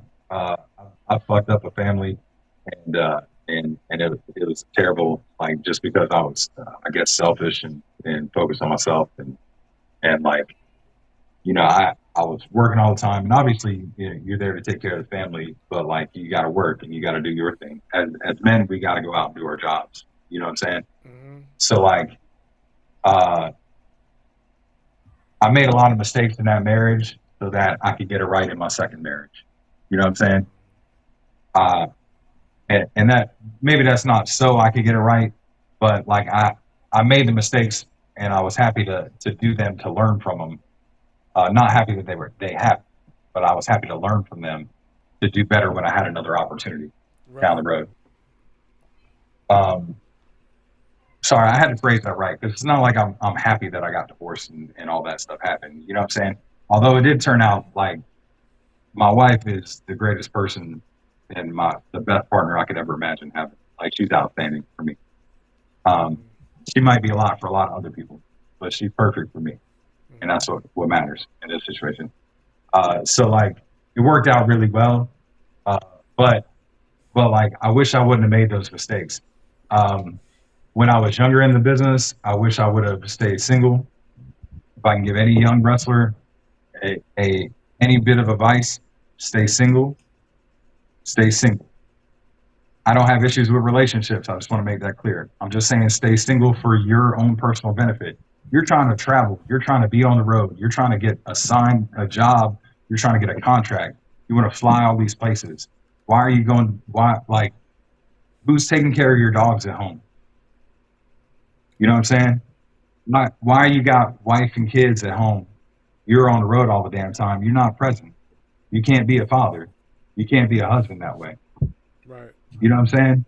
So like, instead of dragging these other people they're not in the wrestling business with us. They don't love it like we do.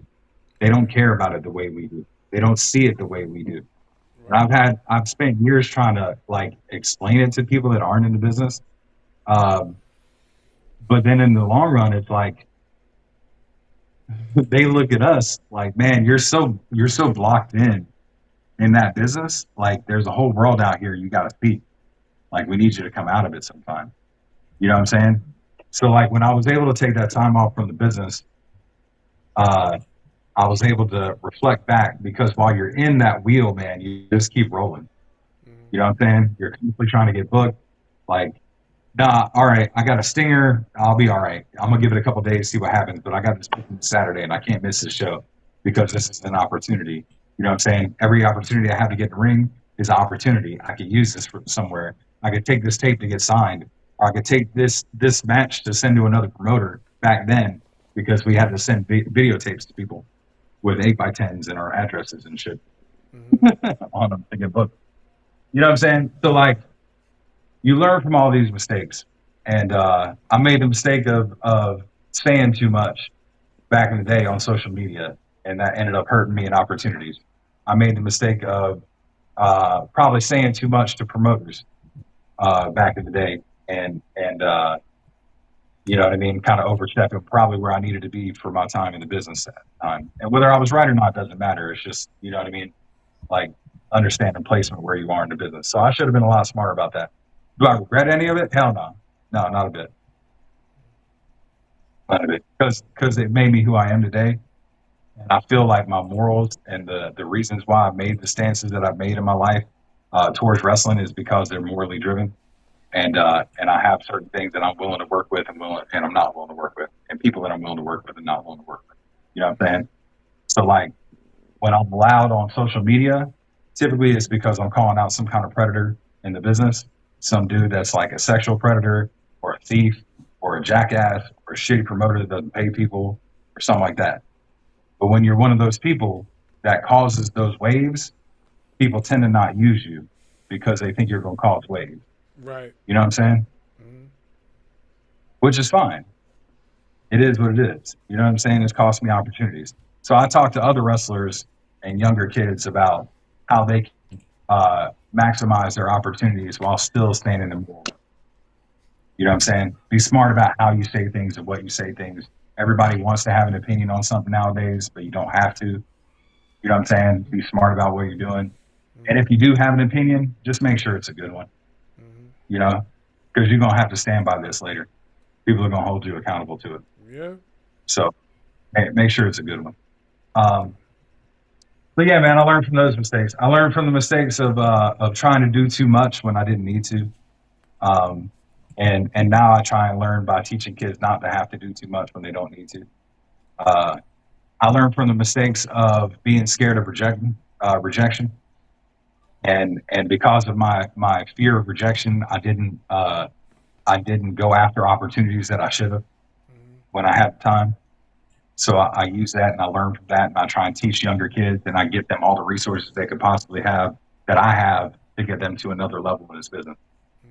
Whether it's an email, whether it's a meeting or a handshake, or just I'll watch their tape and just give them feedback, whatever I can do.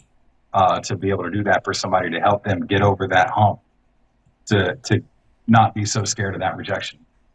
You know what I'm saying?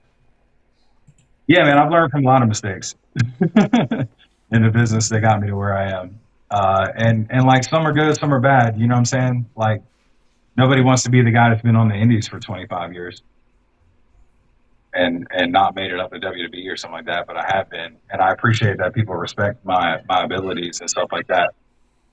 But like, it's always been a crutch for me that I haven't, you know what I mean? I haven't gotten there myself. So, you know, I'm always kind of. Who's to say you won't? Who's to say you won't be there tomorrow? Who's to say you won't be there next week? You don't know that. You know what I mean? The one thing I believe is that we sometimes we don't foresee future as far as like where we're gonna be because we see this moment right here and we think that's it. I've always been a believer that that's never it. You know what I'm saying? if God permits it for you to be in the WWE, you're gonna be in the WWE. You know what I'm saying? Whether you be behind the scenes or whether you be in the ring, you'll be in the WWE. Same thing with AEW, same thing with TNA. So I always said that because you're not the only one that said that to us. There's somebody else that said it to us too. And I forgot, and he had a long stride in the business. That don't mean that you're not going to be in the WWE or any of those others. So I always look at it like that, man, because I feel like, you know, with the jobs that you guys do, it's a gladiator sport, and I'm pretty sure, like, with your brilliant mind, that anybody would like want you to be in their company just for your thought process alone, because they need people like you. You know what I mean? Like you said yourself, you're blunt. You won't be blunt to some of these younger guys, you're going to end up getting hurt. You know what I'm saying? Like, look at the bumps. It's a lot of crazy bumps they take nowadays. All on the back of the neck, all on their head, all of them getting concussions, all of them breaking bones they don't need to. Like, you see so many injuries now. There's a ton of shoulder injuries. There's a ton of knee injuries. Knees have always been a thing for wrestlers. That's always an issue. But yeah, you see a lot more like shoulders, necks, stuff like that. Because everything you're doing, like, everybody's dropping you on the back of your neck for all of it. So, like, don't be afraid to say no. That's another mistake that I made when I was younger that I'm learned from. I'm not afraid to say no. No, man, I don't want to do that. We can do anything else, and it would work just as well. You know what I'm saying? But, like, I got to protect my neck. Because I've broken my neck, I've got to protect it. You know what I'm saying? But I'm also not a guy that likes to say no to moves a lot of times, because, like, I know how it feels when people say no to stuff that I want to do, because it's high impact moves. You know what I'm saying? Like, people are nervous about it, and I get it. But also, like, it's in the grand scheme of things, man. Like, everybody understands the business. Everybody understands that it's theater. Everybody understands that what we do in the ring is for show. You know what I'm saying? Overall. However, it all hurts. It's all aggressive, and it's all legitimate. Every time you see somebody that's really in pain, they're really fucking in pain, y'all. Like, there's no way to fake this shit. There's not. Like, people punch me in the face all the damn time. Like, I understand y'all think he misses when you see it on TV, and I understand people do miss sometimes when you see it on TV, but I promise you, I get tatered just as much. You know what I'm saying? Like, these submission holds that these dudes are doing, and these girls are doing out there, that shit hurts if you do them the wrong way. And we learn to do them. You know what I'm saying? So, like, all these things, like, you can't put your body in these positions without them hurting you. You can't fall from 6-7 feet up in the air without it hurting. And I don't give a fuck what that ring's made of. You know what I'm saying? Like, even if it's a trampoline, like, even that jar, when you're on a trampoline, you feel that jar. When you land and it stops your body and pushes you back up, you feel that. You know what I'm saying? Now imagine if that's on a flat surface that doesn't have that yet. It's a 35-mile-an-hour car crash every time we take a bump in that ring through our bodies, every single time. So fans, when y'all, like, non-fans, when people come up and say, oh yeah, that's fake, all that fake stuff, I'm like, man, like, I understand it's choreographed, but, like, the way people talk about it, it needs to change. You know what I'm saying? All this stuff hurts. There's more people getting hurt now than there used to be. These guys used to do 2-3 shows a day. They would do 370 days a year, and they were fine. But everybody thought it was like they were killing each other in there. Yeah, I always, like I said, you know, and we talked about it a lot on the show, like, the bumps that a lot of you guys take are major. I don't even know if I could survive half. And me and Dub always joke about taking a bump or two in the ring. I don't know if I could take half of the stuff that you guys do in the ring. I don't know if I could take half of it. You know what I mean? Because even though I know I'm a bigger dude, like, I'm 6'3", but I still don't feel like I could take that bump. You know what I mean? You could be 11 feet tall, if you falling, that shit gonna hurt. And you know what I'm saying? Mm-hmm. And so I'm like, man, I get scared for Darby Allin. I get really scared for Darby Allin.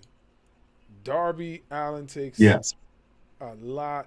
Like, what's the crazy part is, he can really wrestle great, like really, really great. Like, I've seen his matches where he don't do none of that. He just wrestles, and I'm like, yo, this guy can really go. So I be trying to figure out what's the infatuation of, you know what I'm saying, taking those like, you know, Jeff Hardy like bumps, because Jeff Hardy takes a lot of bumps too. Not so much now. He slowed it down a little bit, but he used to take some major ones too. So Yeah, it's adrenaline. That's it. And look how hyped the crowd gets whenever they do stuff like that. There's nobody else. All right, so I was at a company called Power Pro Wrestling, right? Just for an example, right? To give you a story about it. I'm at a company named Power Pro Wrestling. We had a show that it was the first show that we did that had cage matches on it for that company. Okay. Now I'm younger at the time, and like I said, I was a cheerleader in high school, so I learned how to do a lot of tumbling routines and stuff like that. Just my senior year, like I played football, and then after football season, they like recruited some of the football players to be bases for some of the girls, right? And then like with that, we started training with some of like NC State cheerleaders to learn how to do tumbling routines. So like I can do moonsaults in the ring, I can do flips and stuff like that, like the cruiserweight guys, especially when I was first starting. Like I was learning how to do like shooting star presses and shit like that, which is dumb because I was never going to do anything like that. But like, yeah, where the hell was I going with that? I lost it. Sorry. Where was I? Damn, bro. I'm telling you, bro. It's killer. Where was I going with that? Hold on.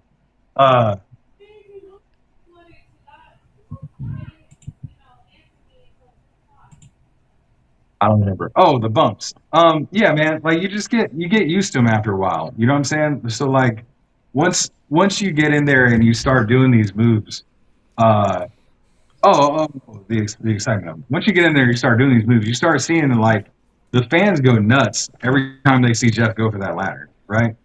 Because nobody else is willing to do that kind of spot. So at Power Pro, we had this cage match. This was the point of the fucking story. Sorry, my bad. I had to get back to it. So we had this cage spot, and there was nobody else going to do any crazy shit off the cage there. But I knew I could do it, and I'd be fine. So I called in my match a moonsault off the top of the cage. So this 15-foot, and it's an indie wrestling cage in 2008, guys. They didn't look pretty. Homeboy made this out of like a dog kennel, and like it was tied together with wires, and like it was not safe at all. But I'm young and stupid, and I did it any damn way. Because why not, right? Because once you're up there, you got to make a choice to go or not go. And if you don't go, you look really bad. You know what I'm saying? So like you got to commit to it. So I worked it out to where if the cage was unstable, I would have the guy I was wrestling come up and cut me off and pull me off the top of the cage back into the ring, so we do it safely. But if it was stable, then I was going to go for the moonsault, and he would just roll out of the way because I didn't know exactly where I was going to land in the ring because I haven't done a moonsault from that height before. Because it's not like we get cages out and just try that shit during practice or anything like that. You know what I'm saying? Like it's usually like a one and done type thing. You're either going to get it right the first time or you're going to fuck it up. But like, man, you see crowds reacting to shit like that, and you see the adrenaline. It's just like scoring a touchdown in football. You want to do it every damn time you get the ball. yeah, You know what I'm saying? Every single play. You got to. I need that adrenaline. It's like heroin in your veins, bro. You know what I'm saying? That's why wrestlers never quit this shit. It's like every time you go out on the weekend, it's like you get your fix. You know what I'm saying? I'm 47 years old. I'm still doing this like an idiot. It ain't for the money. You know what I'm saying? It's to go out and get my fix. I need that form of masochism that weekend. I need to torture my body to feel good about myself. But in turn, I'm getting to entertain all these really awesome people and getting them to be able to giving them a reason to forget all the bullshit that's going on in this world and how stupid our government is towards people in this country and how dumb these wars are that we're in for no reason, and how all of our money and our taxes are being wasted on bullshit instead of stuff that we can actually use. You know what I'm saying? Like, we want people to be able to forget about all that drama and all that drama and just have fun for a couple hours. You know what I'm saying? It's the greatest job in the world, but it hurts like hell. That's it. Real quick, talk to us a little bit about LeBron Cozone and the impact he's personally had on you. Because a lot of the wrestlers that we have talked to, LeBron Cozone has played a huge part in their careers.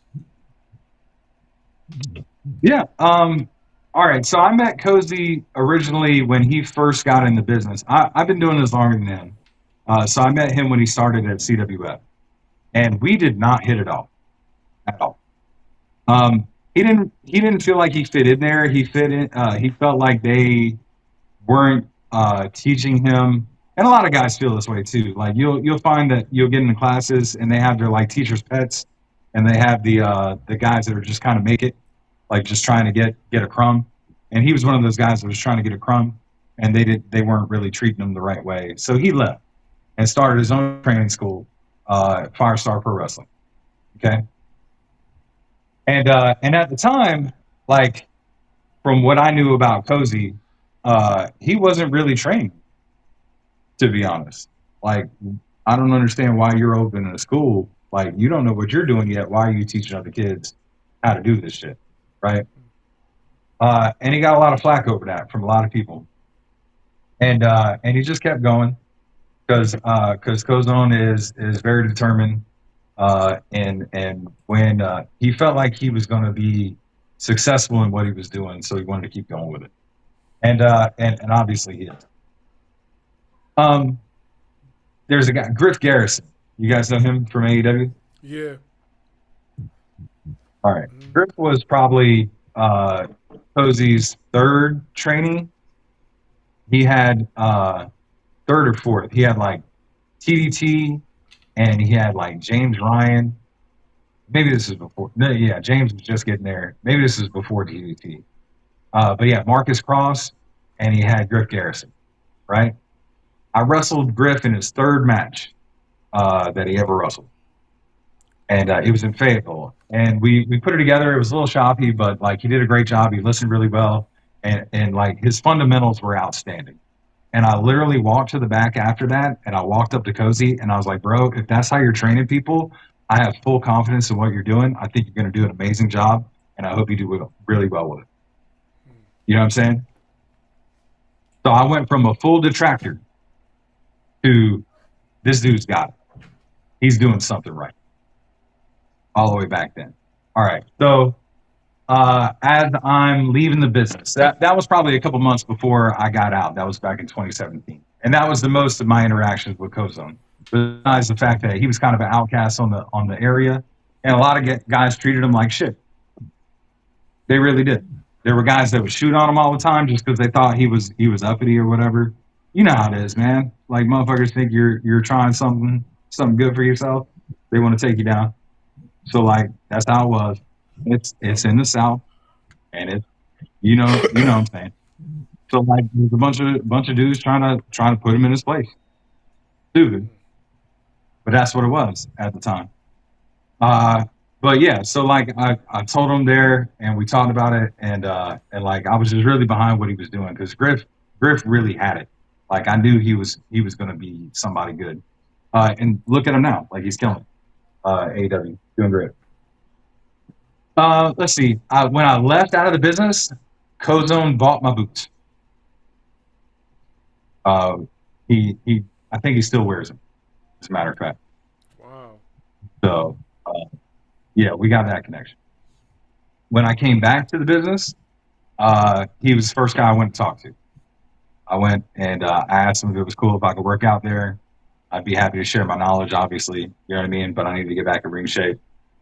because my friend Moses Manson died that I was talking to y'all about earlier, and I started getting calls to come back and do like memorial shows for him. And that's what pulled me back into the business was being called for these memorial shows. And then, I lost all that weight by that point. I done had the shoulder surgery. I was back healthy again. And like, I started feeling that itch again. And I was like, man, I could really do something with this. I lost 120 pounds. I was like, my head was right. I was in a great place with my family. Like I had it all figured out when I could come back. And Cozy helped me. He was the guy that allowed me to come into the gym and work out. And he would work with me some one-on-one stuff and just get me back up to speed, get my mind back right. Let me work in Firestar with this kid out there. He was booking me for shows when I was just trying to get back into it again.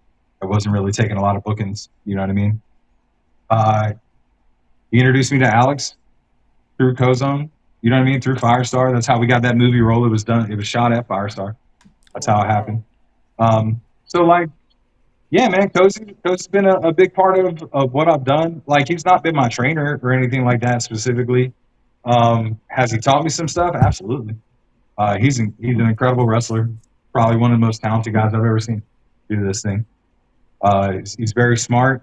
He's literally the best trainer I've watched do this. The way he works with his talent and works with his young kids is second to none. He breaks it down to the most minuscule thing that you need. He's very detail oriented, and he makes sure they understand how to wrestle. Character-wise, like Firestar, a lot of kids need to learn character work outside of Firestar sometimes. You know what I'm saying? Just because they don't have as much focus on that. Although it's turning around now a little bit more. But like, if you want to learn how to wrestle and learn what it takes to be a wrestler, a nationally recognized one, I would absolutely recognize Firestar as the place to go for that. But yeah, that's with my relationship with him. We don't talk a ton, but like he's been around a lot. I don't know if you can see this. Can you tell what that is? No. So I was looking up. It's just blurry. I was looking up Alex Evans because I was gonna. I sent him a little message saying that he's got some explaining to do. So he knows I like to try to stir the pot whenever I can. Okay. So as I'm looking at his Instagram page, one of the pictures I see is a picture of you. This is what this is. A picture of you. Your arms are out. And right in front of you, I don't know if you can tell what that is. Oh, yeah. Yeah, where he's like got the middle finger up here. Yeah. Yeah, that. And then the very next picture.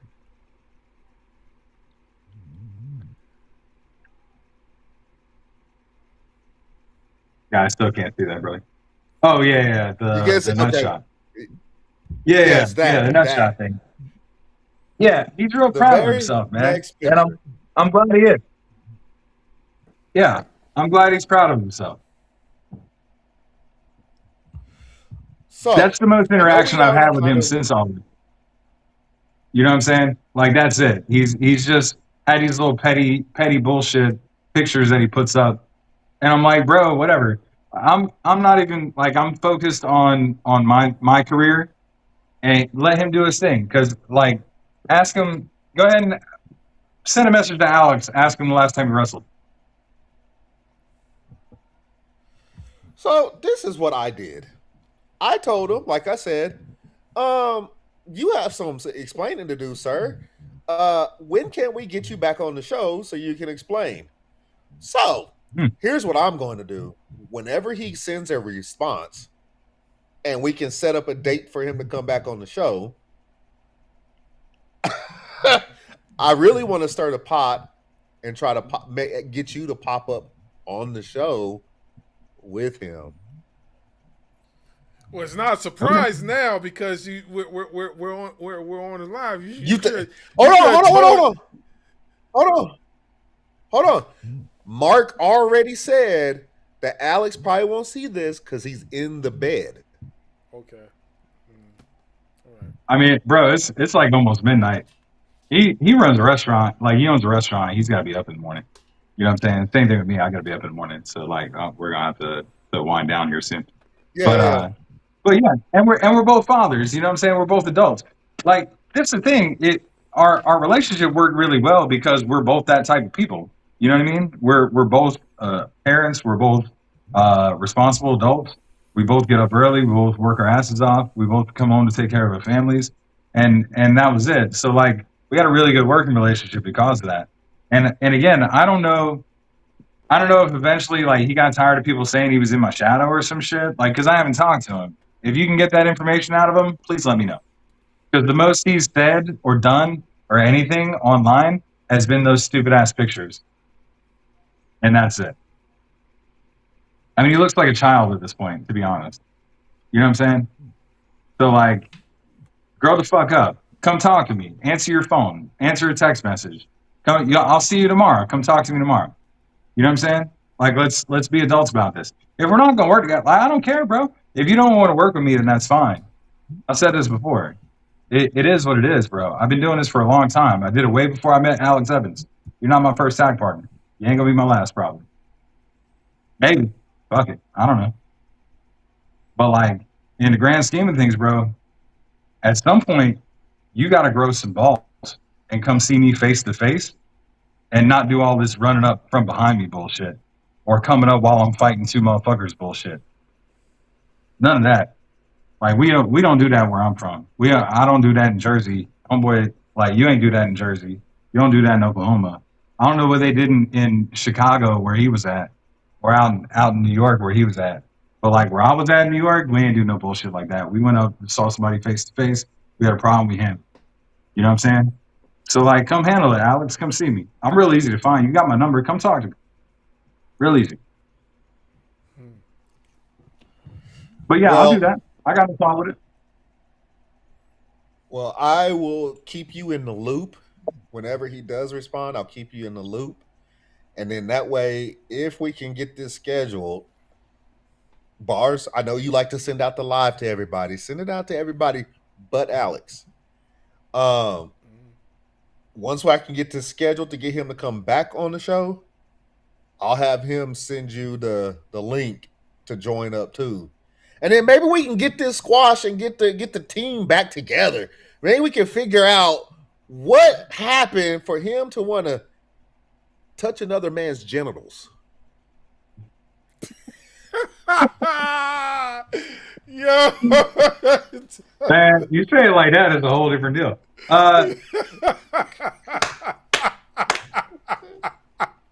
I think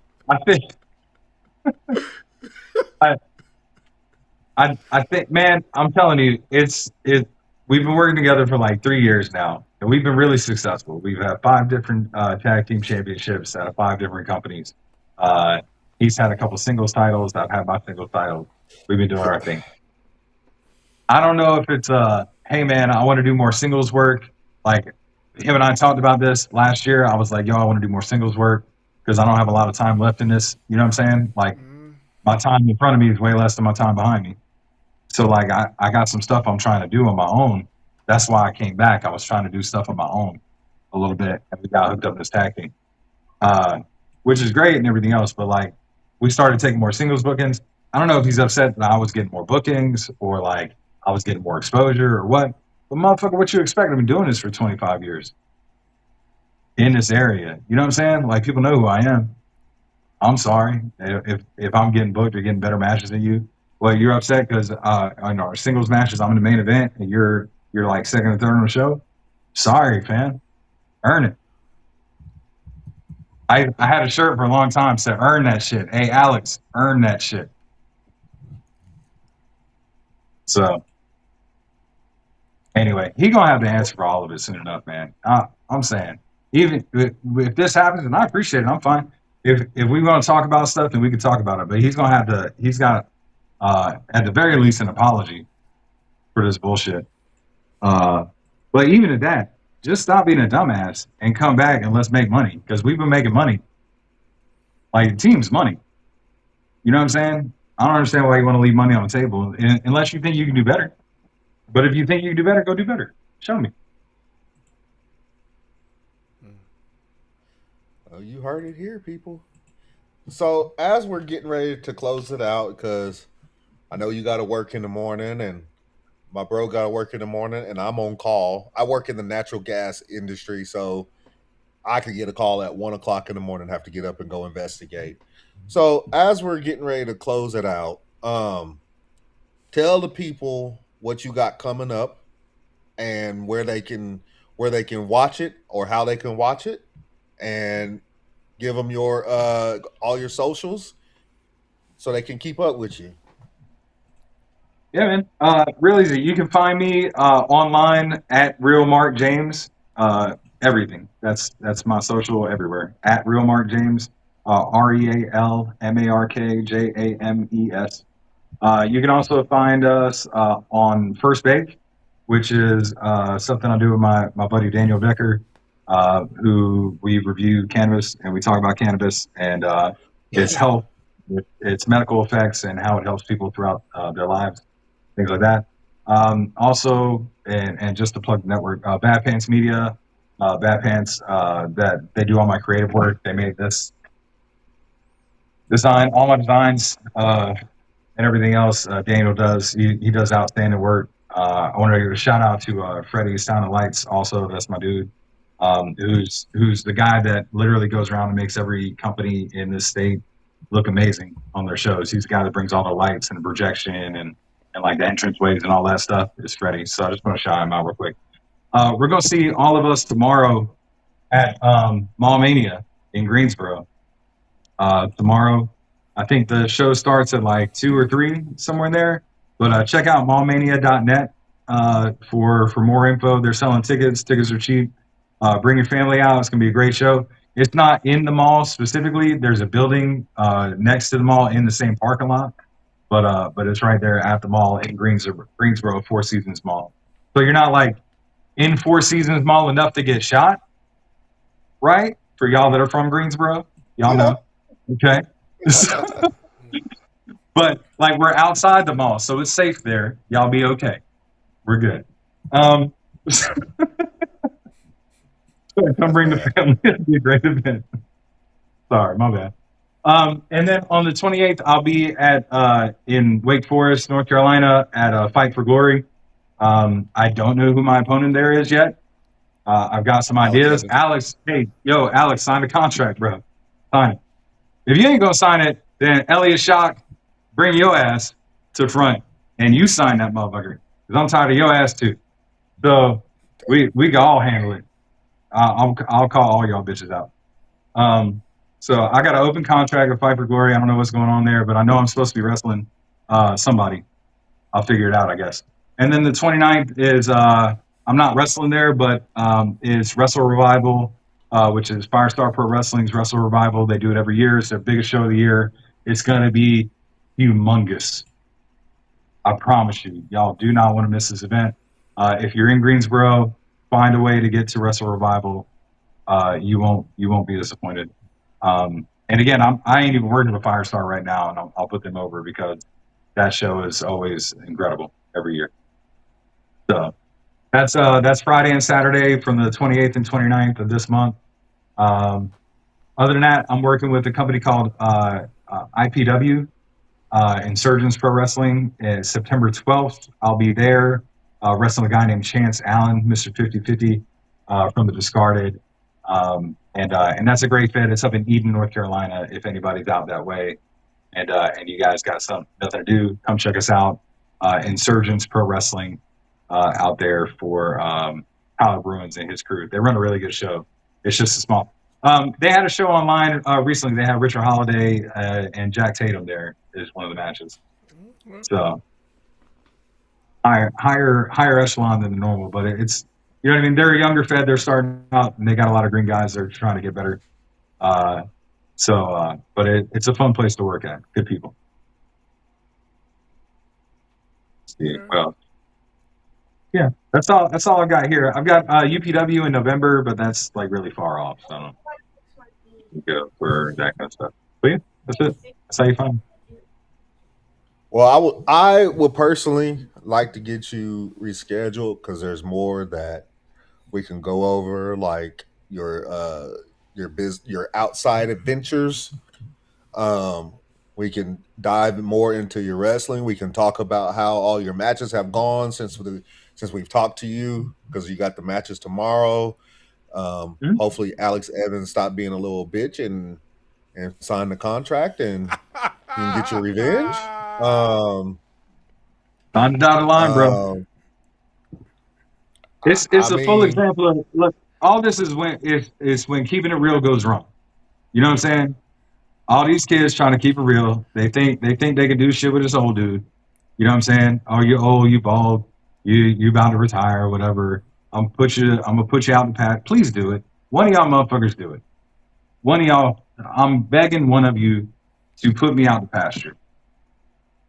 Retire me. I hope you can. You know what I'm saying? Because I ain't found a motherfucker that can do it yet. And I said this on a podcast 2 years ago. I still ain't found a motherfucker that can do it yet. And Alex, you ain't gonna be the one.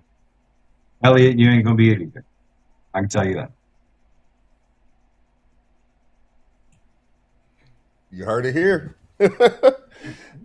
And we appreciate you setting some time aside to come on and speak to us. Like I said, I would like to get you rescheduled to continue the conversation. But until then, good luck with your matches coming up. Good luck with your outside adventures you have going on.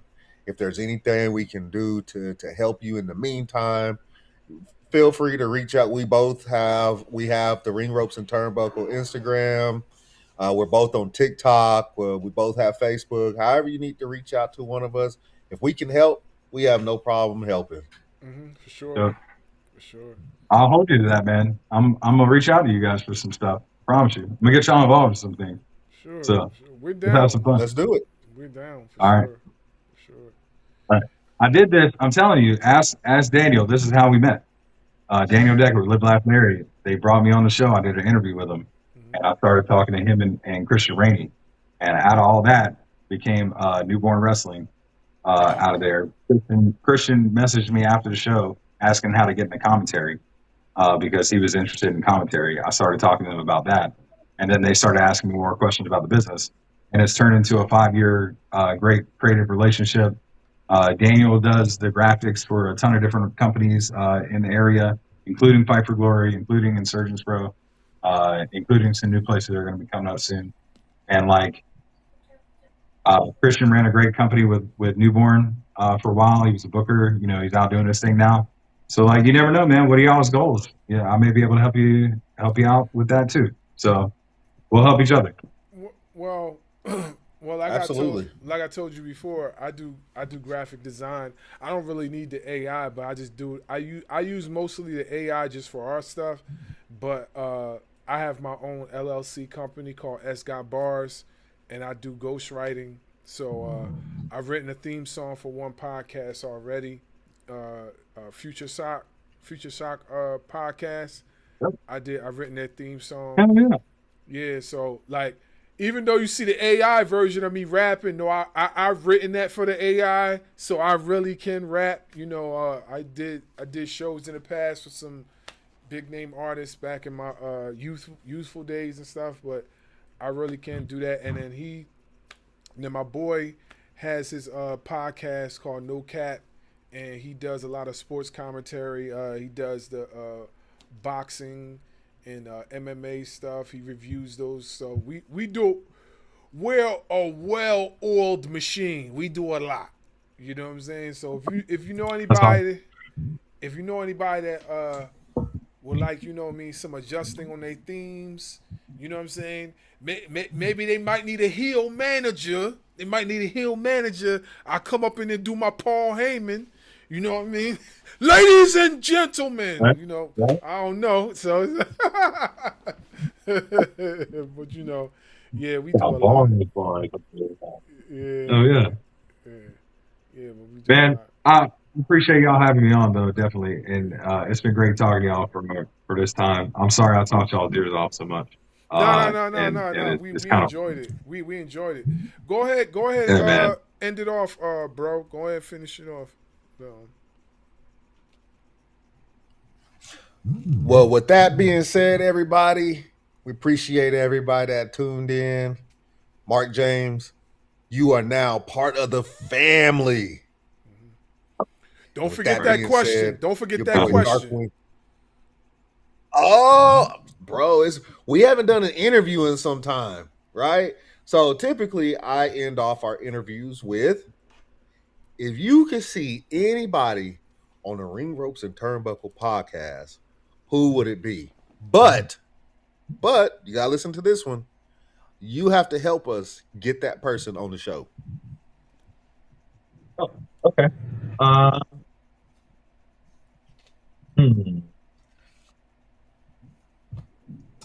Do I have to answer now? I gotta see like the list of people you've had. Let's see. Have you had Leah Knight on here yet? You know what's funny is that Rayhan, Zay Vega, and Jordan Holt have all said her name, have all reached out to her to get her on the show, and I've reached out to her with no response. Okay. Well, she's in Japan right now, so it'd be kind of hard. Right. But yeah, I'll talk to her when she gets back about it. See what's up. Okay. I'll see. Works. He'd be a great one. Oh man, Jack Tatum would be a great guy to have on here. He's done some really cool stuff. There's a guy, Jared Martin is a guy that he tags with that does some really good stuff. He's young, but he's going to be really good in the future. If you haven't had any of those guys on here, but yeah, I'm down to help you get anybody you need, man. It's all these local kids need exposure, and they need to get out. There's Tyler Bruins is the owner of Insurgents Pro, and just talking. He's ran that promotion for about 2 years. He'd be a cool guy to talk to about like running shows and stuff like that, like what all he's been through and everything else. He probably doesn't have the I guess resume to talk about as far as like big talent that he's worked and things like that. But as far as running shows and getting in there and doing stuff, he's doing a great job up there. So let's see, Kevin Pierce. You ever talk to Pierce? Do you know who Kevin Pierce is? Send them all our way. Send them all our way. Kevin Pierce. Pierce does. He's a referee. He reffed for MLW recently. But he ref for New Japan, he ref for DPW, and he does like production and things like that for them too. So yeah, man, I'll send you some people. I got you. Cool. We appreciate. Yeah, Kevin Pierce. That would be good one to have a referee's mind into all the questions that we ask, just to see it from a different direction. That'd be real good one. Yeah, we down for that. For that. Pierce is probably one of the smartest people in the business that I know. This guy, he's like a machine. He is AI for wrestling. Legitimately. You ask him something, he knows it. Like he's probably he's taken more time to think about it and understand the whys and what goes on in the business and like what works and what doesn't. And yeah, he's a big asset to everything. His attention to detail has been extremely helpful for me. Because we talk about matches, we talk about like reactions to things, stuff like that. So it's always good. Even for a guy like me who I don't get feedback from nobody for shit, y'all. It sucks. Being the old guy around, like nobody talks to you about what you do. Because they don't think you're going to do anything from it. You know what I'm saying? They focus on all the kids. And that's great. But like I'm still trying to do this shit. So Kevin's a great guy that gives me a lot of feedback. So I'll definitely get y'all in touch. That'll happen soon. Cool. We look forward to it. But thank you guys. It's been really fun, man, and I had a blast talking to y'all. I can't wait till next time. And yeah, it's been a quick 3 hours. So thank you. No doubt. We appreciate we appreciate you. We appreciate you for taking time out your busy schedule to chop it up with us. And we know it will not be the last time. We definitely enjoyed ourselves. So, with that being said, this is Mark James. He'll be back next time. We'll be back next time. Ring Ropes and Turnbuckle Podcast. Scott. Roars Wrestling Media. And the dynamic salute, Southern King, Darkwing Dub. See y'all in the next one.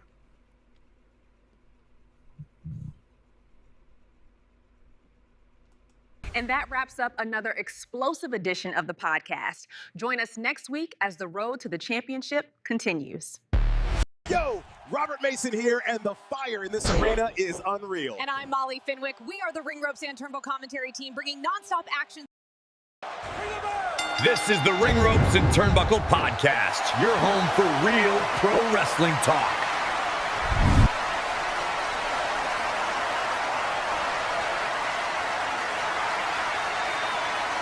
Make sure you hit that subscribe button. Yeah, we the champs. Thanks for listening. We gone.